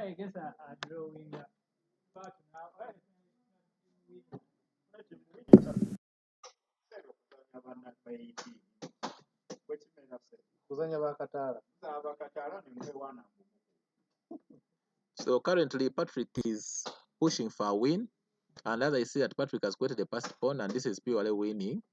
Yes, this game he just has some pawn pushes and is winning, but it's still unclear on the follow-up, because now white can also come in and he can 2 pawns. So Patrick is also winning, because now there's rook move coming in, which is a little bit unclear, and king can still come in, take the pawn, but still Patrick's game is a little bit unclear on the follow-up. Patrick's game is still unclear, but I guess as drawn is what we are thinking.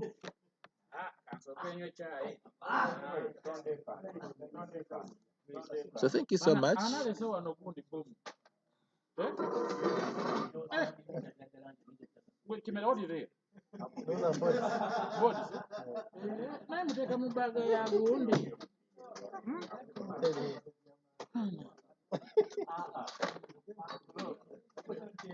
So thank you so much.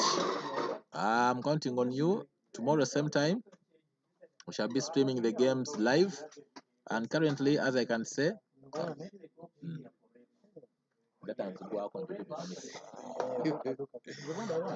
so thank you so much for.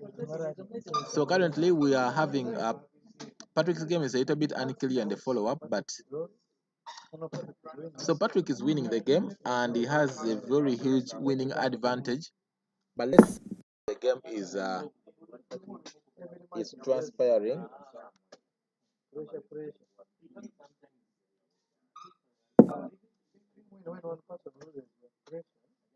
So now king has come here planning to play. So if king goes here, so we can also go ahead and win the piece.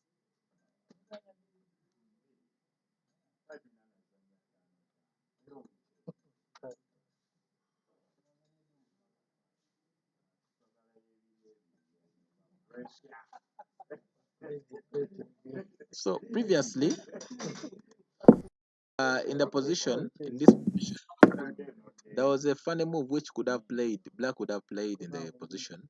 After the pawn push, there was an immediate pawn pushing here, and the variation is a little bit funny, but at least it tries to reduce the variation, the tension in the game.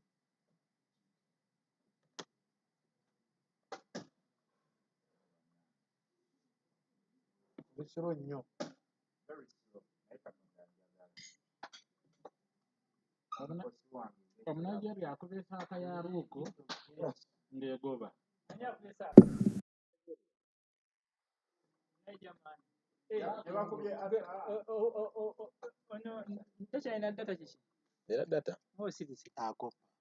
unokwogera ebintu nga binagenako mu yingini sebo nogendako mu yingini edda nagundi nekawuma oli live sebo oli live abaana bakulaba oli live sebo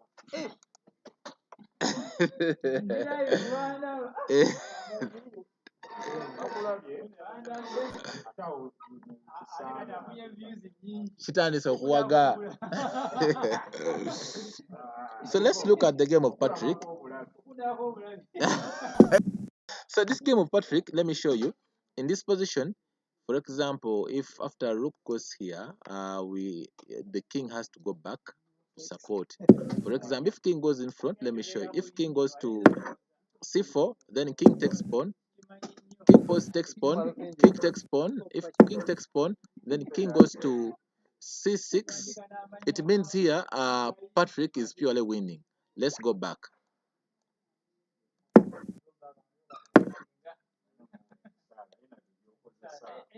So now the problem is in this position, you see after rook, with Patrick has played king. So in the other position is if, for example, king going this side is a mistake. Black has to go back to play.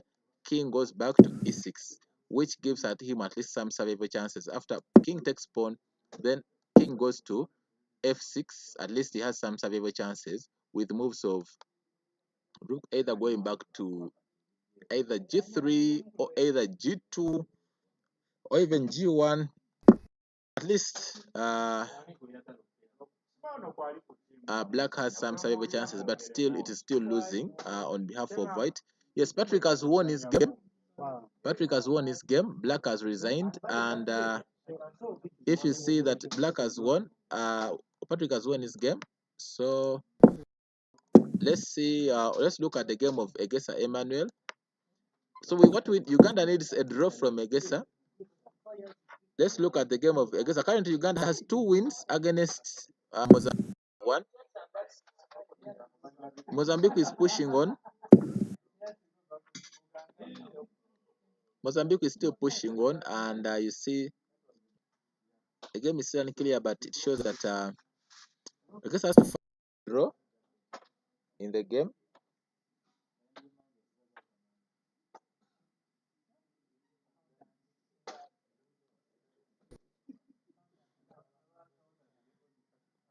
So white wants an exchange. In case of rook takes, pawn takes, and then king takes, he has a potential pawn push, and then this is losing for black. This is serious. He has taken on the piece. So it's a little bit. Then pawn pushes. Pawn push is purely winning. Pawn push is purely winning, but we don't know how it's going to be.